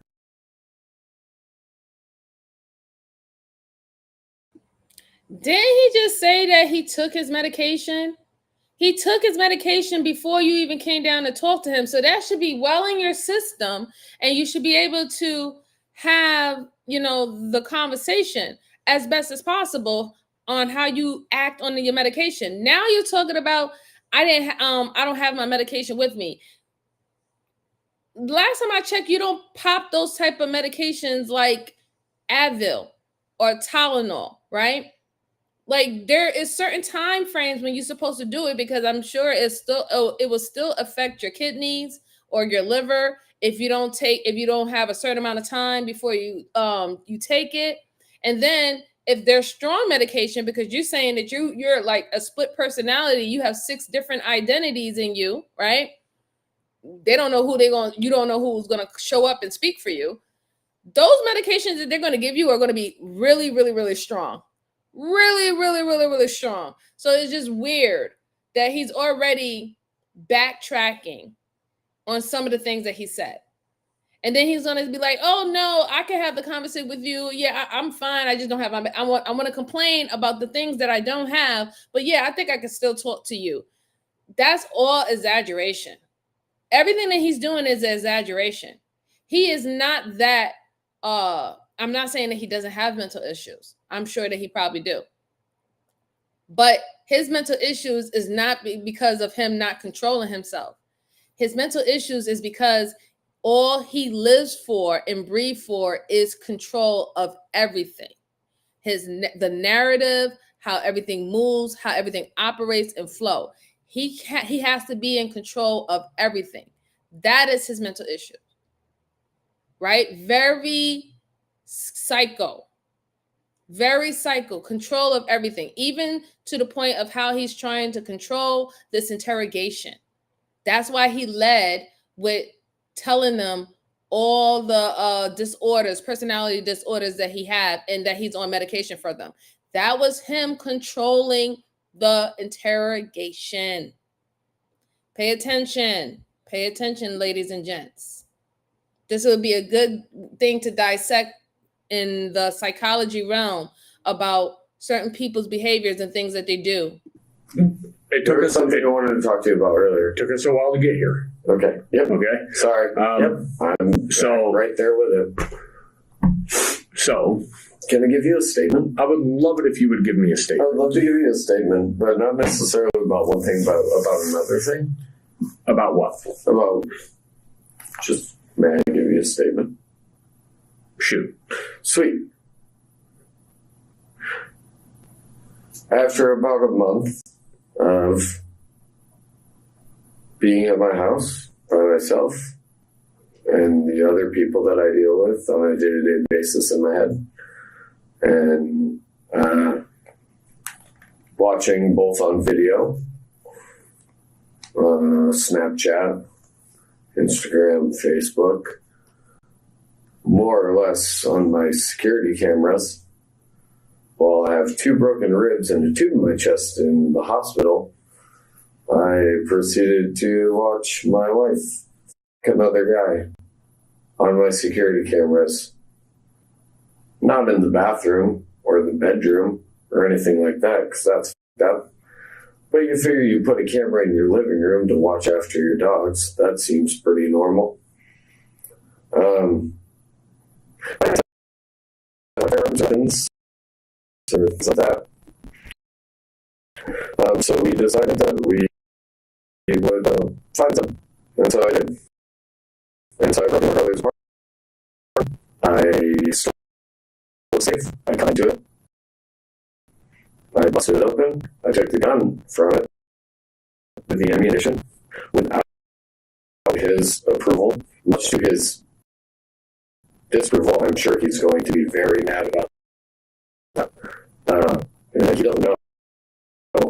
Maybe he does know. To murder my wife, I think. Yeah, awesome. Yeah, I murdered my wife. And then the cool thing about that is that, so the trace is my own. Did this motherfucker just say, I think, and then he said, yeah, I did? So, see, this guy is truly a master deceiver. He is getting a kick out the fact that he can be blunt and honest about what he did to his wife and believe that the fact that he has bipolar disorders or mental disorders, that he's going to get away with her murder. That's why he is confident to say this out loud, because he think that he literally got the framework out. It's out there, it's on record. He has prescription drugs for these things. It makes him comfortable. This is why he's going to say it out loud, because he don't think that y'all can touch him. And he don't care about going to a mental facility. That's going to be nothing, because if you're not really that crazy, you go into a mental facility, you the only insane person there with real people with mental problems. You're just going to sit there, buy your time, read books, become even more deceitful, or more devious until the next situation comes. That's what he's banking on. This guy is dangerous. Dangerous. Laugh and enjoy that. Awesome, great, good for you. But don't my wife. While I'm in the hospital dying, after I've done 3 combat tours for America. And that's pretty much how I feel about that. Dylan dived straight into his confession, no hesitation, no theatrics, as if he'd rehearsed it 100 times. He crafts his story to draw sympathy and spotlight his pride as a Marine, as if that alone could justify shooting his wife. But with every word, his mask slips, revealing a deeply narcissistic core. And soon, his arrogance is going to earn him a one-way ticket to prison. What's your wife's name? I don't have a wife. Okay, for the sake of argument, what was your wife's name? Doesn't matter. Okay. Do you know who she was having an affair with? Yes. What's his name? Doesn't matter. Okay. Do you know how you got to Bellevue tonight? Oh, you know what? You'll already know the guy's name because he ran like a scared little from us earlier. Okay. I'm sure he made a statement. Sorry. Where did he run from? Sorry. Where did he run from? Like down Main Street, like down Northeast 8th towards the mall, I guess. Okay. Where from though? Where were you at when he ran from? On the corner of the sidewalk.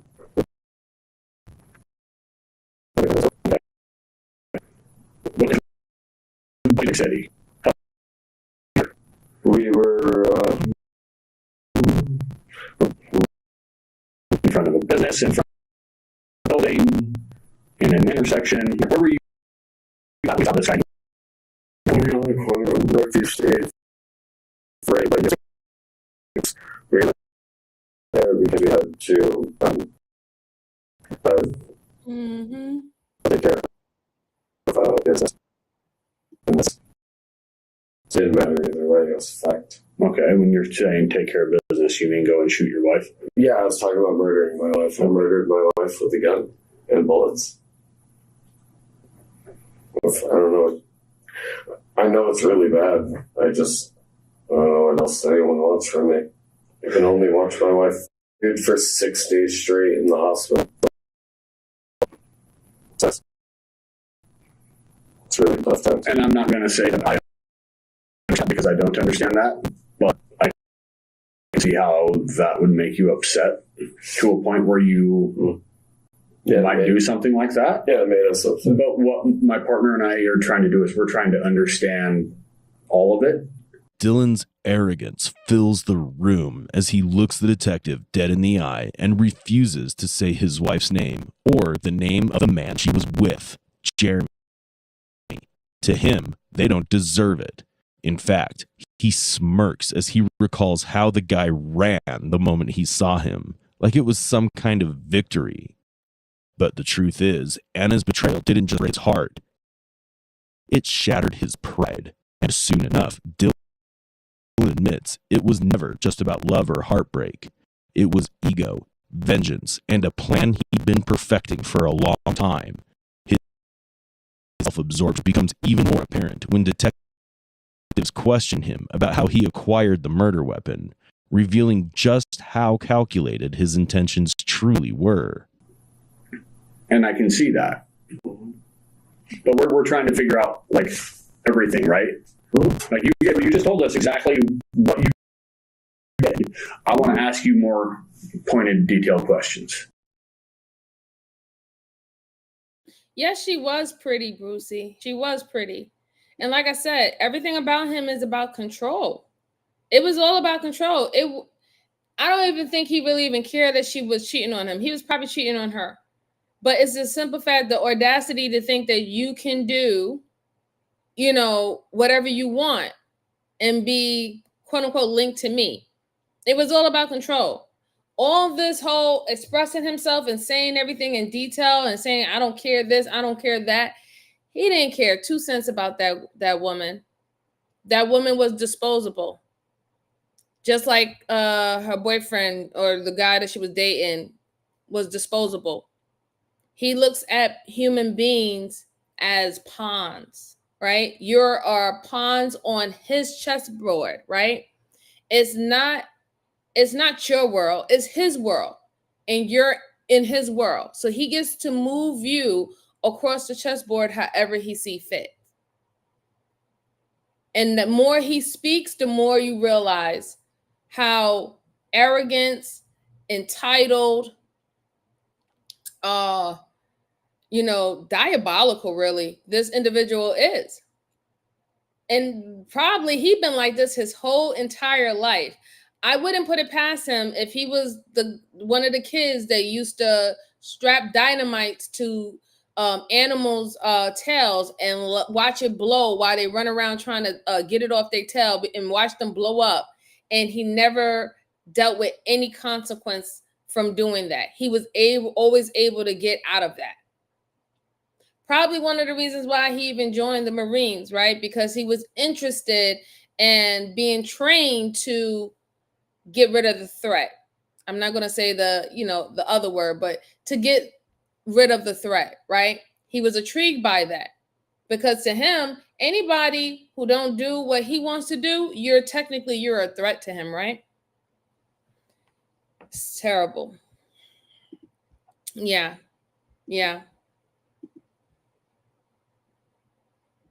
even. Another good girl had to be with it's sad, man. It's really sad. Okay. How did you get to Bellevue today? I have no idea. Did you drive a car? One of us took us here. Do you have a car? I do have a car. Okay. It's not in Bellevue. We didn't take that. Okay, what kind of car is it? What kind of car do you have? Dylan has,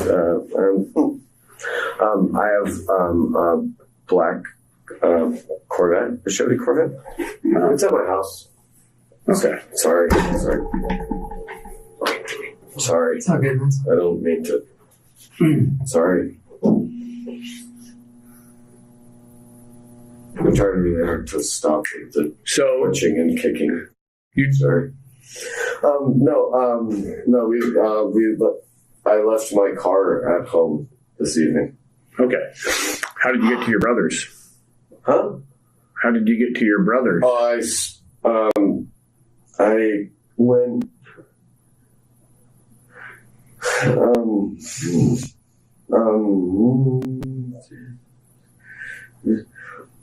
We broke into his house Okay. Or his apartment. He lives with someone. So now as we broke into his house, you said earlier it was you. You broke into your brother's house. Now it's we. So here you are going back to drawing again that you had a split personality and it was your inner Dylan and your outer Dylan having a conversation with each other saying, yes, let's go break into his house. He really thinks he's slick and he's not. Even the certain things that he do with the mannerism, like for example, when he removed and positioned his legs, and I guess he knocked the table, hit the table, and he's like, oh my God, I'm so sorry. All of that is performative. Like, you know exactly what you're doing. You bumped the table and you made a big thing about you repositioning your body to open up space. To open up space for, for them to talk about the things that you want to talk about. Because, if you continue to go on, eventually they're going to start to ask you questions in detail about what you have just stated. But now when you make a disruption in the conversation or the flow of the conversation, you could pick up on the conversation back to where you want to go to. It's all strategic, guys. All strategic. Millison, I broke in like a week and a half ago, and we stole it then. Okay, so you stole the gun like a week and a half ago. Yeah, I stole it from my brother. That's what I'm. That's what I wanted to. I told you guys earlier that Dylan, I stole a firearm out of my brother's apartment. I have to entertain you. That he lives at with his girlfriend. I broke in and stole it a week and a half ago. Yeah, he had a safe, and I stole the whole safe, and I took it home, and then I cut into it and broke it, and he didn't know that I had it. Well, how did he not notice the safe missing? He had it like buried in the bottom of his closet. I broke through. I didn't break through, but I just jimmied the door of the apartment. Dylan is a smart guy, and he's proving it with every statement. The gun Dylan had wasn't authorized. He stole his brother's gun from his apartment at least 1.5 weeks before killing Anna. This shows just how meticulous he can be. But the detectives need to find the murder weapon, and now it's time to see whether Dylan will be as cooperative as before when it comes to helping them locate the gun. So you got the gun for one reason and one reason only. Huh? You went and sorry. You went and got the gun with the intent to go and murder your wife. Yes, 110%. Okay. How did you know where to find the gun? I just knew that he had one. So I couldn't get one. So I had to get it from him. Because someone had to get it. Yeah. Especially some psychopaths. Yeah. No, I guess I had to get it from him. I guess we had to. Okay. Something had to happen. Where is the gun now? I'm pretty sure I told the officers where the gun may or may not have been. But I definitely was walking and tossed it See, like I said, he's really just playing mind games with them. It's not working, right? But he's really trying to play mind games with them. Because how do you know that? How did you tell the detectives or the police that where the gun was located when you, in fact, said earlier on that you didn't even know that you was here in reference to a murder? You thought you was here for a DUI. You thought you was here because they caught you drinking and driving and you're on medication. Then now you're talking about, you admit that you went and got the gun a week prior to the actual unaliving. So again, premeditation. You planned on killing your wife. So that means that you knew about your wife and what she was doing for a while. And you sat in the cut and you plot everything out, how you can unalive her, unalive the guy that she's with, and get out of it, right? So you harped on your medications. I would be clear, I would be kind of, how can I put it? I don't even think that he was on medication prior. I think that he probably recently just got medication. I think that he probably recently went to the VA and was like, hey, you know, I'm having these type of nightmares, these type of dreams, and I'm having these type of, you know, thoughts in my head about hurting people and stuff like that, or I'm speaking to a little person, a little me, like an inner child in my body. I think that he did that very recently because here's the thing. It'll be easy to find out because all they have to do is just look for his military records. All they have to do is probably go to the VA, and the VA can tell them when did he actually start to get diagnosed with these type of mental disorders, and when they actually prescribed him medication for these disorders. That will give you the timeline when he actually started taking this medication. But if he's trying to say that he took this medication or he's been on this medication for a very long time, unless your medication needs to be tweaked because it's no longer doing what it's supposed to do, right? You should be fine. You should that the medicine should have helped you when you even had any type of thoughts and stuff like that, for you not to do that, especially not to do that for someone that is your wife, someone that you actually married, right? So I don't know. He's just playing around right now. Everything he's doing and saying is playing around. Now look at it. He said he went from one thing saying that he told the police where it was. Now he's going to, he was just walking around. He just tossed it somewhere. You're not, mind you, this is what the detectives expected him to do. Not be that forthcoming when it came down to the weapon, right? Because that was still the deal. If they're already confirming that he's playing a mental game and he's banking on getting a mental case, right? Having that weapon gone will help him, right? It will help him. Them retrieving the weapon, they can go about how many years they're going to get him into the mental institute or whether or not he's going to go to Gen Pop.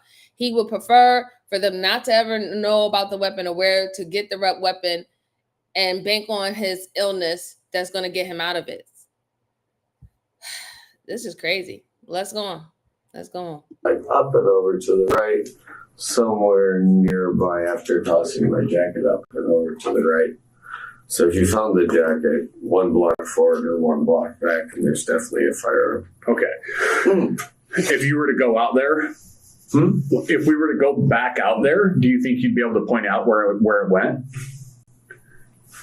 Our concern is that it's in public area, and we don't want anybody else getting it. We don't want that. We don't want that either. Let me ask you something. We don't want that. You saw the guy that your wife was having an affair with as you were leaving, right? Why didn't you shoot him? I'd rather you lived with it. Fair enough. Did you have any interaction with him? Did you talk to him? Did you say anything to him as you were leaving the place? Well, I have no idea. Okay. I have a very, a single pixel frame snapshot of that entire incident. And I still don't know if that is something that I saw in a photo on my laptop or if it's something that is a real thing. And I don't know. So I don't really. Okay. Most criminals go to great lengths to hide the murder weapon, making it nearly impossible to find. But in Dylan's case, he led the detectives straight to the gun.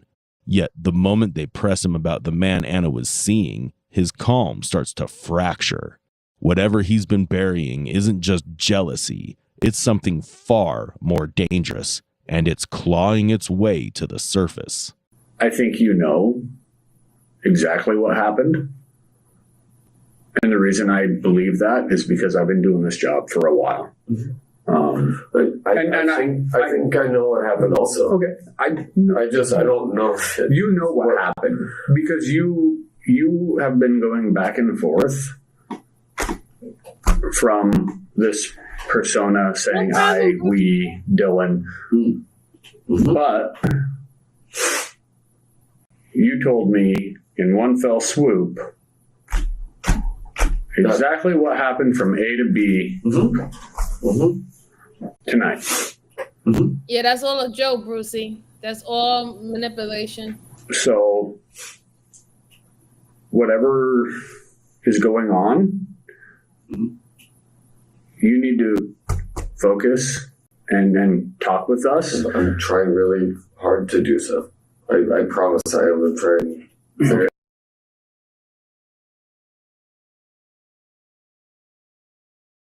No, you're not trying. You're being deceitful. Okay? There's no way in hell that you know in detail, verbatim, what you have done and the plot and the plan that you took to unalive your wife. You said that in such clear detail, but now you're fidgety and jittery and acting like you're having a hard time to focus. No, that's not how it works. If you can't focus, you can't focus on anything. You can't focus on anything. Your mind is going a million, or like, I don't know, like 100 miles per hour. You're thinking about 100 or 1,000 things at once. That's why you can't focus on anything. But you was able to focus when you wanted to express how you got rid of your wife. In fact, you kind of was happy to tell the detectives, very adamant to tell the detectives how you got rid of your wife, how you pretty much broke into your brother's house and took his weapon. You know what I'm saying? Like, it doesn't work that way. Like, I don't understand why people really think that when it comes down to mental issues, especially those that they want to harp on, that you can be doing something and then doing something else that would be perceived normal simultaneously. That's not how it works. If you're really having an episode or you're really going through a mode, you're in that episode, you're in that mode. You are erratic at that time. There is no consciousness when you're having an episode. So if you're trying to make them believe that you're having an episode while you're having this interrogation with them, and it's because you haven't took your medication, but you told them you took your medication earlier before you got there. So you should not be going through all this twitching and jittering and jerking and You shouldn't be doing none of this. Very deceitful this guy is. It's terrible how deceitful he is. Very, very hard to give you the best that I can do right now. The detective senses that something is wrong with Dylan's persona. They have handled schizophrenic cases before, and Dylan doesn't fit the pattern. Now, more determined than ever, they're set on uncovering whether Dylan is putting on an act, and if so, why. How you got to Bellevue tonight? That. I'm sorry, I had to stop real quick. I'm gonna let it play. Yes, he's doing an act. Yes, the detectives know that he's playing an act and he's being very performative. And truly, I'm sure they even know why he's doing it, because he wants to get away with murder. That's the end of it. But we can go on. That's a piece that's missing. You gave me very specifics about what happened from you getting the gun to what, as you said, murdering your wife. Yep. Oh, killed my wife. And you don't seem to remember how you got here. I rode a motorcycle here. You rode a motorcycle? I did. Okay. Fact. Whose motorcycle? Mine. Where is it currently parked? I put it in the W Hotel. It's parked at the W? Yep. Yes. Not the West End. The W or the West End. Is it the one that has with the Big white W up on the side? It's, I don't know. Go left, down past the mall, turn left, make a U-turn. Okay. Turn right, there's valet. I couldn't have valet because it's a motorcycle. So we parked it down in the parking garage. Do you remember the second floor? I think so. What kind of bike is it? What kind of motorcycle? We have a Yamaha Star 250. Yamaha what? 250? I'm sorry. I have a Yamaha Star 250. Is that like a enduro bike or? Okay. What color is it? It's maroon. Awesome. And it's for you? Sorry, what? Did you like it's in your name? Yes, sir. Yes, that's how I got it. Just taking a long pause before answering where he parked his bike. Finally, when he answers, and this time he refers to himself as I, emphasizing that it's Dylan who's answering straight and not the other personalities. This is the confession the detectives have been waiting for. But there's more to it. Dylan is about to confess why he chose to murder in a public place instead of his house.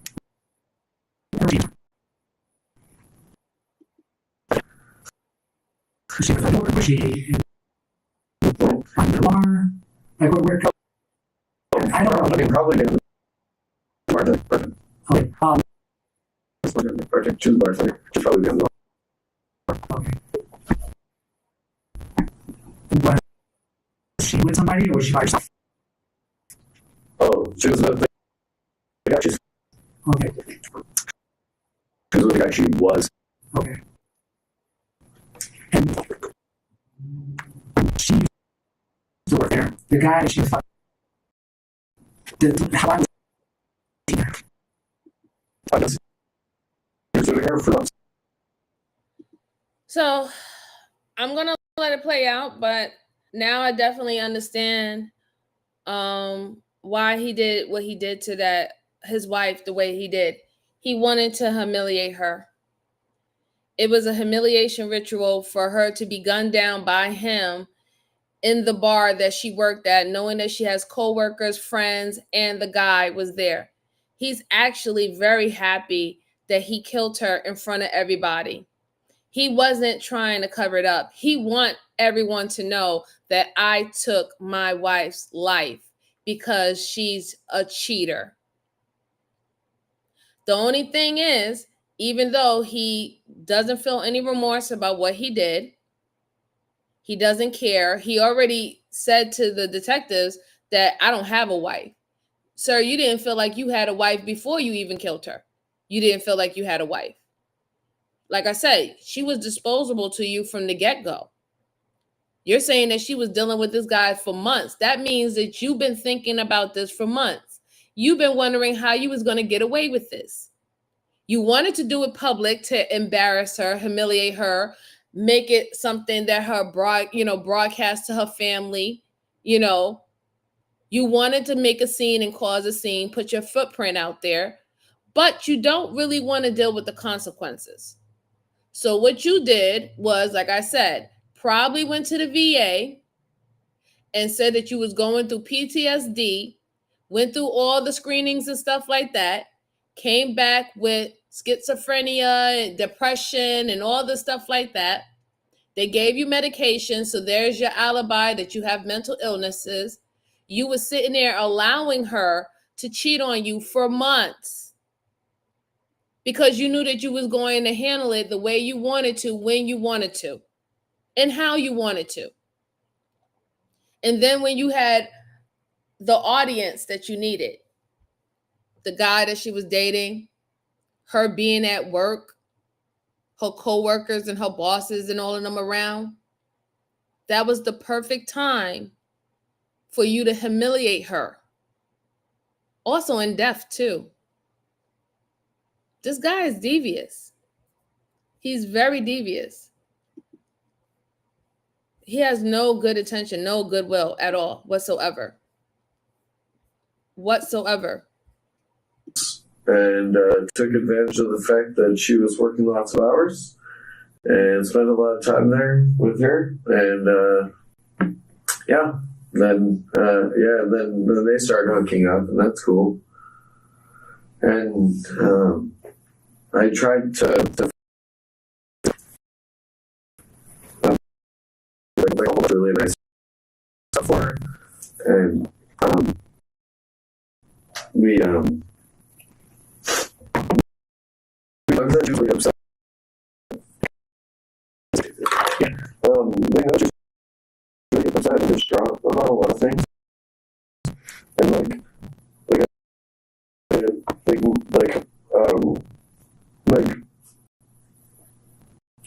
her and I, that's we have a lot of mental health issues between all of us, and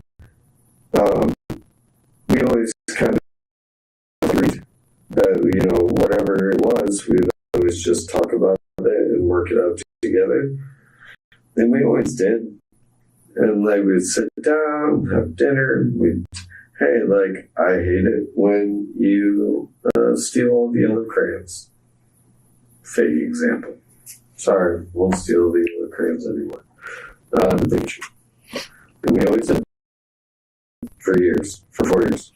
The guy who was pursuing Anna was a regular at the bar. Dylan had been quietly tracking their routine and caught them in the act when they were cheating on him. His calculated and proud Marine discipline carefully planned exactly when, where, and how to take his revenge. We watched her do that on a video camera for days while we're in the hospital dying. That's cool. Great about that. One of us, we were upset because she lied to us about it. Even though it's here, look, see. And then we kind of sat down, or I sat down and thought about it a lot and presented her with what I thought was a pretty good out. I kind of gave her a list of things that we wanted her to do, which was spend time with us, not go out drinking after work, be at home, don't go, don't go out with your friends after work since they're the ones that have you cheating on us.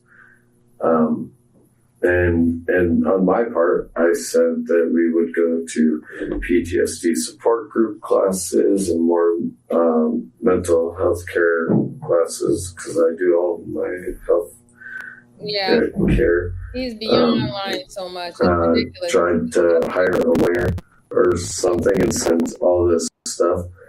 And her lawyer and her parents went back and forth trying to come up with ways to get out of this per the emails.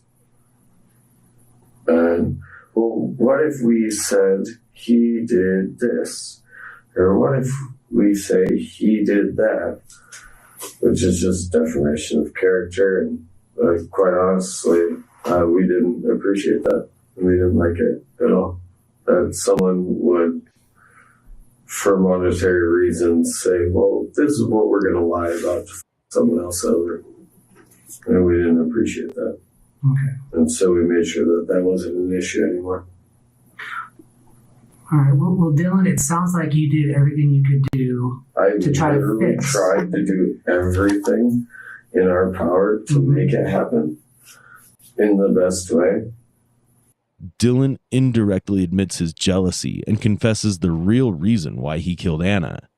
Anna was trying to escape from this marriage. She hired a lawyer and was planning to file a case. Dylan, who had previously been charged with domestic violence, knew that he was going to lose Anna anyway. What makes you feel that killing her was a justified action for what she had done to you? Well, because now I don't have to deal with it. And neither do anyone else. None of us have to deal with her anymore. Because what she was trying to do to us was us over anyway. At least this way, I know that I can be over and she's not happy. I'm not. How do you find it? So here's the thing about what he said. And like I said, he thinks that he's playing the part of a person who has a split personality disorder or a schizophrenic, and he's not. Even with all his little mannerisms, him never looking at the detectives directly in the face, having these twitches or these jitters, and he can't sit still. He's trying to do the blueprint, the blue book of, or the blueprint of what those disorders or signs of those disorders that you look for to let somebody know that they might be having those type of mental episodes. He's doing the blueprint, but he's not understanding that it looks performative. It looks like you've been acting on this for quite some time to make it seem like this is, this is how you conduct yourself when you're having an episode. Like I said, you're not even supposed to be having an episode right now because you took your medication before you came down to have the interrogation. So you should be acting normal. You are not having some twitch moment where you're having these episodes because you're reliving the things that you did, especially when you were so clear and precise about how you unalived your girlfriend. You was very forthtelling about how you was able to get rid of her, how you broke into your brother's house and where you got his gun from. You even was strategic on making sure that you unalived her in public at her place of business, right? My thing is, if you was on medication, you try to make your relationship or your marriage work, you talk about you was going to go to PTSD therapy to help out with whatever's going on with you guys. You mean to tell me that throughout this process, throughout the months, you couldn't divorce her? You couldn't divorce her? If you already had evidence that she was cheating and talking with someone, why would you stay married to her for months? Like I stated before, it was all about control. He didn't want her to be happy. He said, how dare you think you're going to live your life and be happy without me, or be happy away from me? How dare you? No, you don't get to decide anymore. I'm going to decide. Now I know that you ain't going to be happy, and now I know nobody else is going to enjoy you because I'm going to make sure that you're not here anymore. And even within the answer that he just said, it just shows all the jealous tendencies and everything like that. So that means you was of right state of mind. You wasn't having an episode the way that you said you have an episode. Someone who's having an episode who's schizophrenic don't just only go after people that they know. They would go after anyone in the right given of time when they're having that episode. Everything you did was strategic. You plotted for months. You was jealous for months. You let the anger and the rage build up for months. And now with that new information saying that she was already about to file divorce and get away from you, oh boy. I hope they throw the book at your ass. Let's go on. We're more confused as to how Jeremy got away. We should have been a better shot than that. Who's Jeremy? Huh? Who's Jeremy? Oh, Jeremy's the guy she's... Did read some clip notes. Okay, well, what do you mean by a better shot than that? Oh, well, I don't know if we engaged him as a target or not, but I'm confused as to how or why we didn't. Well, I asked you earlier that very same question. Do you remember what you told me? Yeah, he was running. And then... You said you wanted him to live with it. Yeah. Oh, that's it. That makes more sense. Yeah. That's why I didn't engage. It's a lot better for us. I'd rather that he knows and we know that he's miserable forever. Oh, also a reminder for anyone in that situation that maybe don't Marine's wife and look at him in the face and smile at them and laugh and think it's funny, because I'm sorry, we're a nice guy. We're nice guys. We are. We're genuine, kind people. But we draw the line somewhere. And if you're gonna look me in the face while you're f***ing my wife, we're probably gonna take care of that situation at some point. Okay, well, why didn't you? I mean, why shoot her and not shoot him? Her. Okay. So my wife was guy in my house while. So again, he goes from 1 minute, if you like, he's showing animosity towards the guy, but you didn't hurt the guy. You let the guy run away. You said that the reason why you let the guy run away is because you wanted him to live with the fact that he cannot have her because she's gone. Nan and the boo-boo. You're not getting her. No matter what, you're not getting her. But then now it's, we're a nice guy, but if you're going to smile in my face and F my wife, we're going to deal with that situation. So if that's the case, the vitriol that you have against the man, you should have shot him too. Because that, even in that statement right there, you're saying that you were angry at Jeremy for smiling in your face, knowing that he was talking to your wife or messing with your wife. So that means that is a betrayal on Jeremy to you, disrespect towards to you, because he's going to give you a dab and a pound knowing that he's smashing your wife every day. So you see, how can you say that your whole anger was against her and her betrayal, but then say a statement that lets the detective know that you felt betrayed by Jeremy as well, but you didn't take Jeremy's life. You have other plans for Jeremy.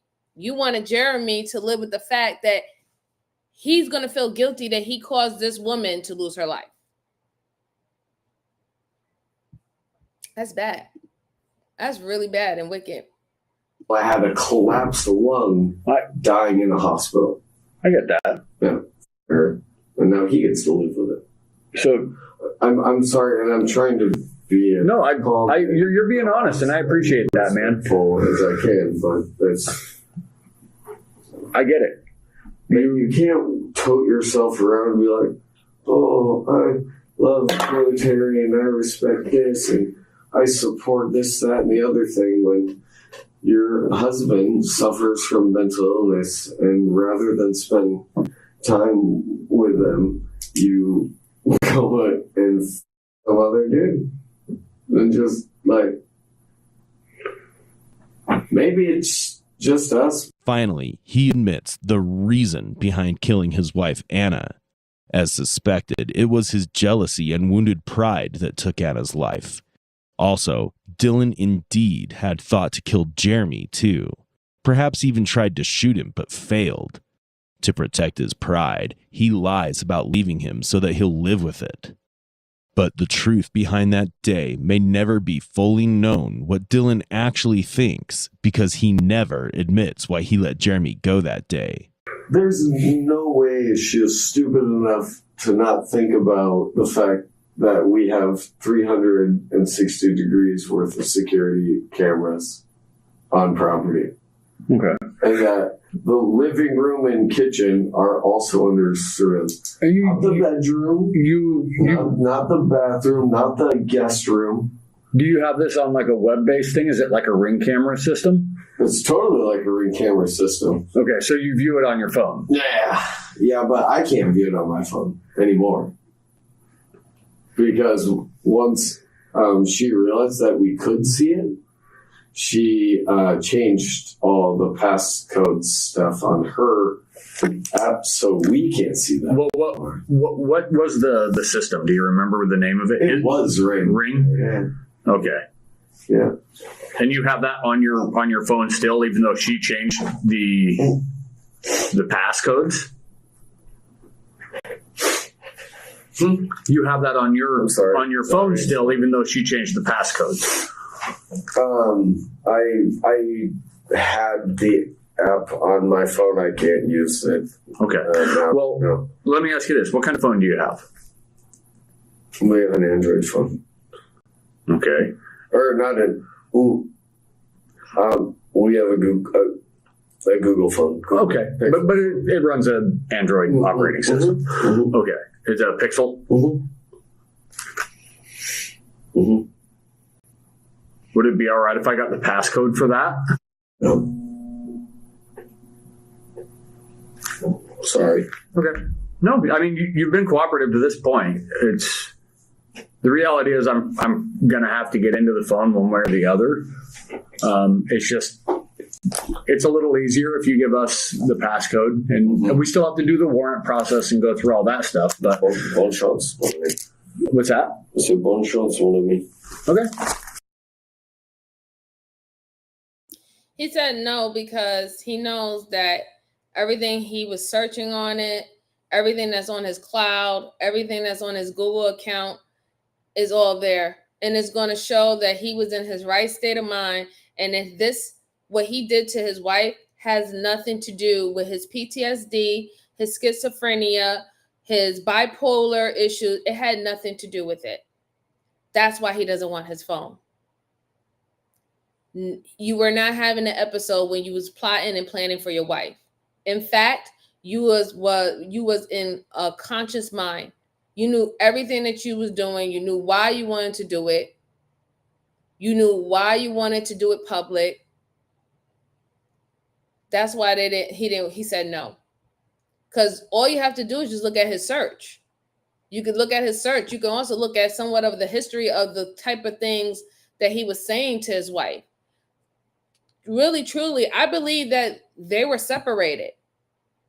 If the wife realized that she was following him or viewing what she was doing in their house with the 360 Ring camera, and she changed the passcode, and then also hear that she was going to file for divorce, there was no reconciliation between you and your wife.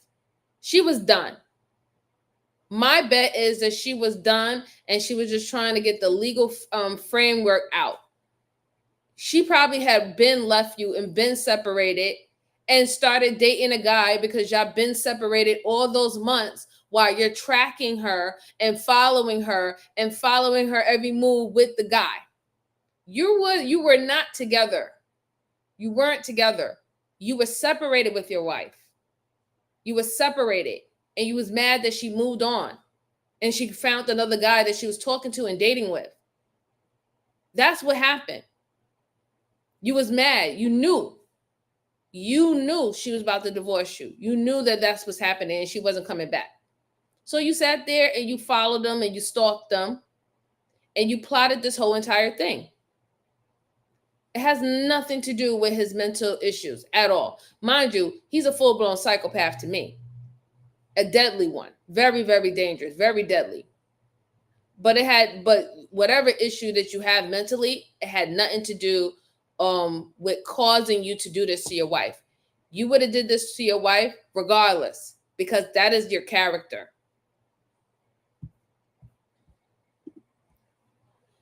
He was an asshole to his wife. She met a boy she wanted a divorce. He flipped out and murdered his wife. Yes.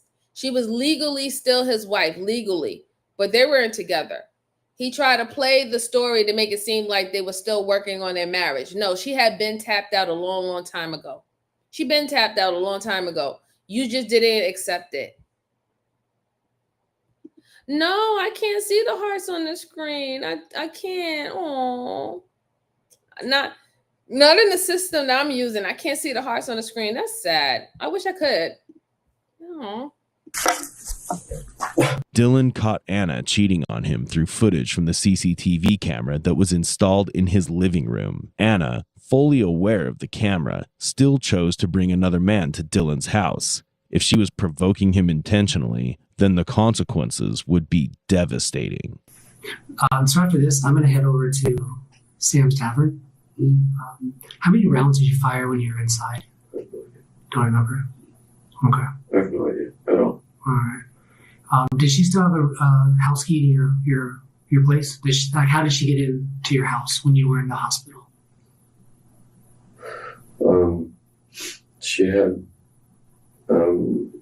She had a key, and then after we had been there for 6 days, then I had seen everything, and then we decided to change the locks. So we have different locks now. We have different locks. We have different key lock. Now, our dad has one, and our brother has one. So she had a key, and but then you our changed the landlord locks. has one. Okay. Yes. Okay. Yeah, we had effectively decided she wasn't going to be living with us anymore because of that. Okay. And when was that? A month and a half or more. I don't know. Okay, was this kind of right around the same time that you got out of the hospital? Yeah. Okay. Yeah. Anna still had a key to Dylan's house. She used it to sneak in and bring her lover, knowing that Dylan might be watching them from the hospital on the security camera feed. Dylan was furious and changed the lock the moment he was discharged from the hospital. Then he started plotting on Anna. But when they asked Dylan why an ex-Marine would need to steal a gun instead of owning one, his answer left everyone completely stunned. Quite honestly, we were having a hard time trying to figure out when or how or when, because one of us wanted to do like a lot of stuff, and I told him not that we weren't going to do that, so it was kind of a back and forth for a bit. Okay. And then we decided we would wait until after the 4th, and then carry on after that. When's your what day did you get married? What day did you and Anna get married? The 4th of July, 2019. Okay. Any other weapons or guns? I didn't get married to Anna, I got married to Max. Max, okay. And doing at your house, any other guns or at your house, any other guns or any other weapons there? Oh, no, sir. No, we're not allowed to have guns.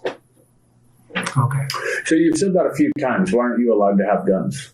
So you've mentioned a few times that you're not allowed to have guns. Oh, we have a felony charge or something. We're not supposed to have firearms. What was the? We had to steal it. What was the felony? Oh, some egregious from like 5 or 6, 7 years ago. Okay. But there was a criminal, there was a conviction that you had. That's what prevented you from being able to get a firearm. Totally. Okay. One of my last questions. How did you know Max was working tonight? How did you know Max was working tonight at the Sam's Tavern? We're both bartenders. We know each other's schedule. Oh, did you used to work there or no? Oh, okay. So you know her schedule. Okay. I trained her when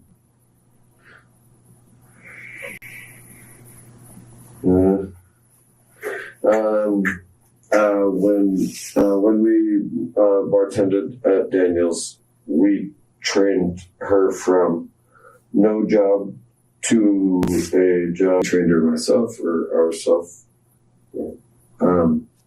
But so she was a very, very high caliber bartender because I ensured that she would be so.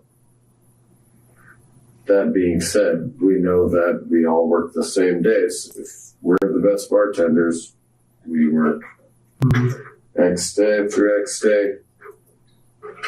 It was kind of just like that. Dylan worked as a bartender too. He even took pride in having trained Anna and helping her become a very high caliber bartender. His choice of words reflects his narcissistic personality with zero regret for his crime.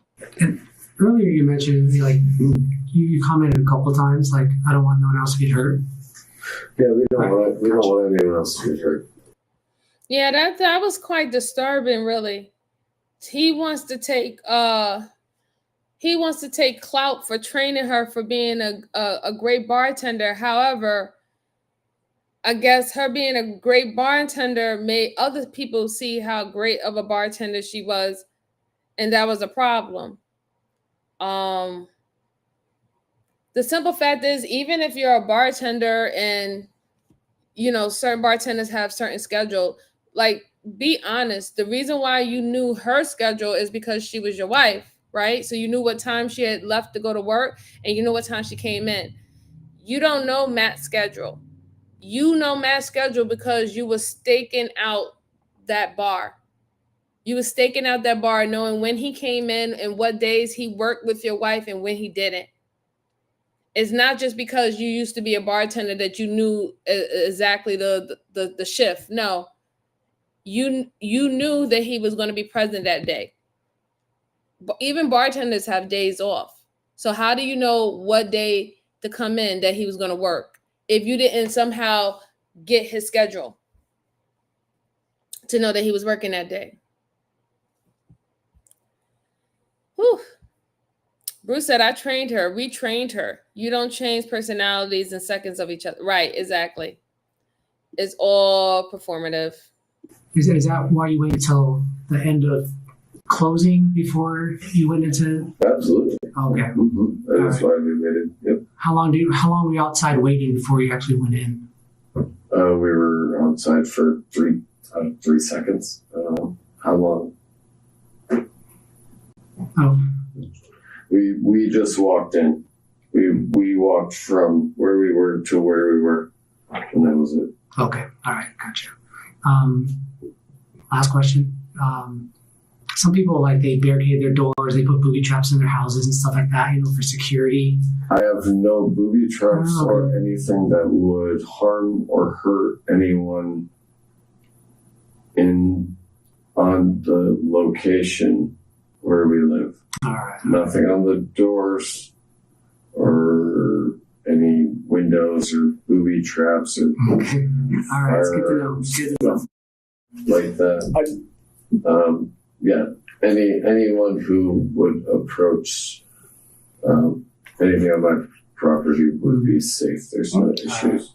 I appreciate that, man. Dylan only wanted his revenge on Anna. He had no intention of hurting anyone. Therefore, choose his moment carefully when the bartenders were busy closing the bar. He was well aware of Anna's shift. Without hesitation, he rode his motorcycle to Sam's Tavern and shot her. Till the end of the interrogation, Dylan did not show any remorse for killing Anna and kept arguing that it was her fault only because she cheated on him. Dylan Jennings was charged with first-degree murder and unlawful possession of a firearm. Dylan Jennings pleaded not guilty during his trial at King County Superior Court in July 2021. Ultimately, the judge sentenced him to 31 years in prison for the first-degree domestic violence murder of his estranged wife, Anna Lopez. This is a deranged ex-Marine, Dylan Jennings, who stole his brother's firearm and murdered his wife, Anna, because she was cheating on him. But the real twist came when Dylan confessed that he was not alone in the plan to kill his wife. It was a plan carefully crafted by him and his 6 other personalities.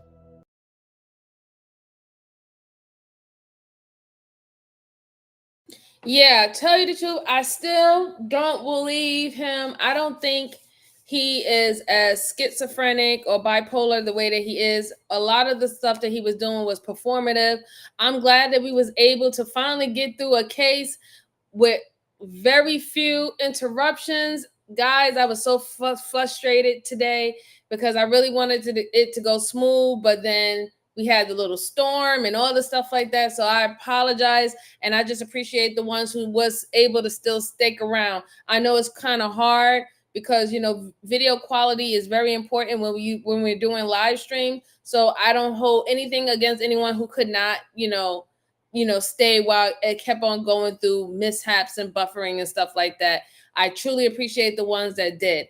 I think he should have got a little bit more time. Me personally, I think a good 40 years or more would have been great, due to the simple fact that he sat on it for months, plotting to kill this woman. He wanted to violate her, not only in life, but in death. Yes, what she did was very petty as hell, going back to his house and having sex with someone in his house while he's sitting in the hospital. But that goes back to saying what I said before. They were already split up. They were already separated. She just maintained the key. If she needed the key to go in his house, that means that she wasn't living there. She wasn't living, nor was she residing there.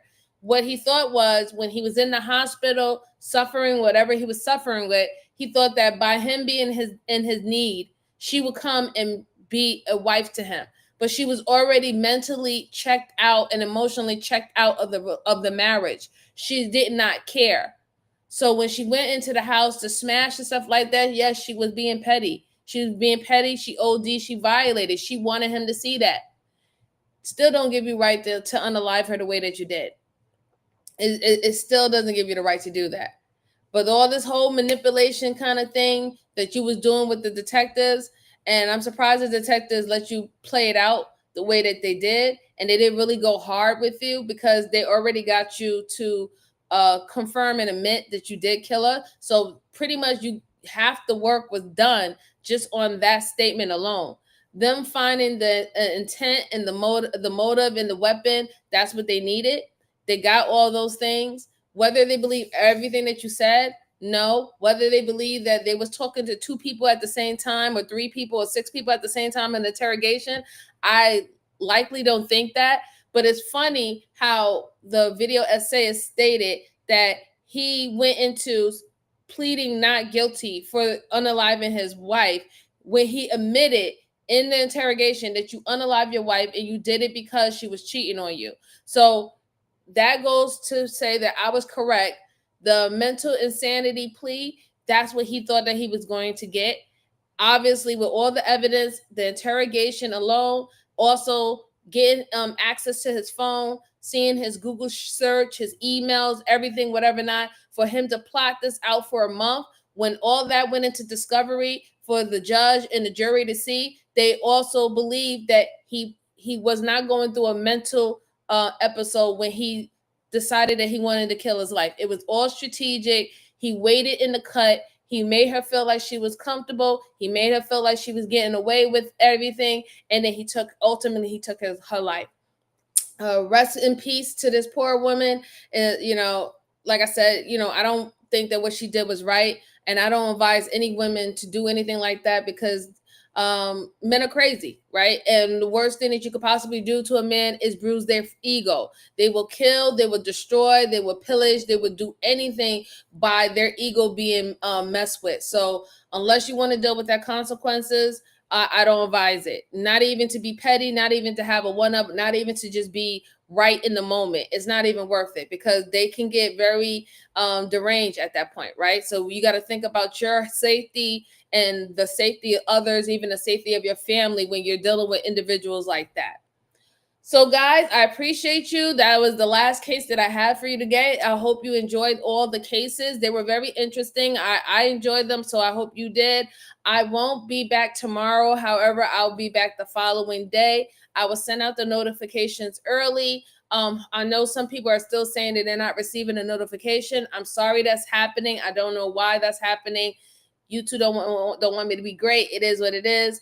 But I will see you guys on the next one. So shout out to everyone who came, my mods. I always appreciate you. And I'll see you on the next one, guys. Now it's time for me to get something to eat because I am so hungry right now. Talk to you later, everyone. Stay safe and hydrate. Bye-bye.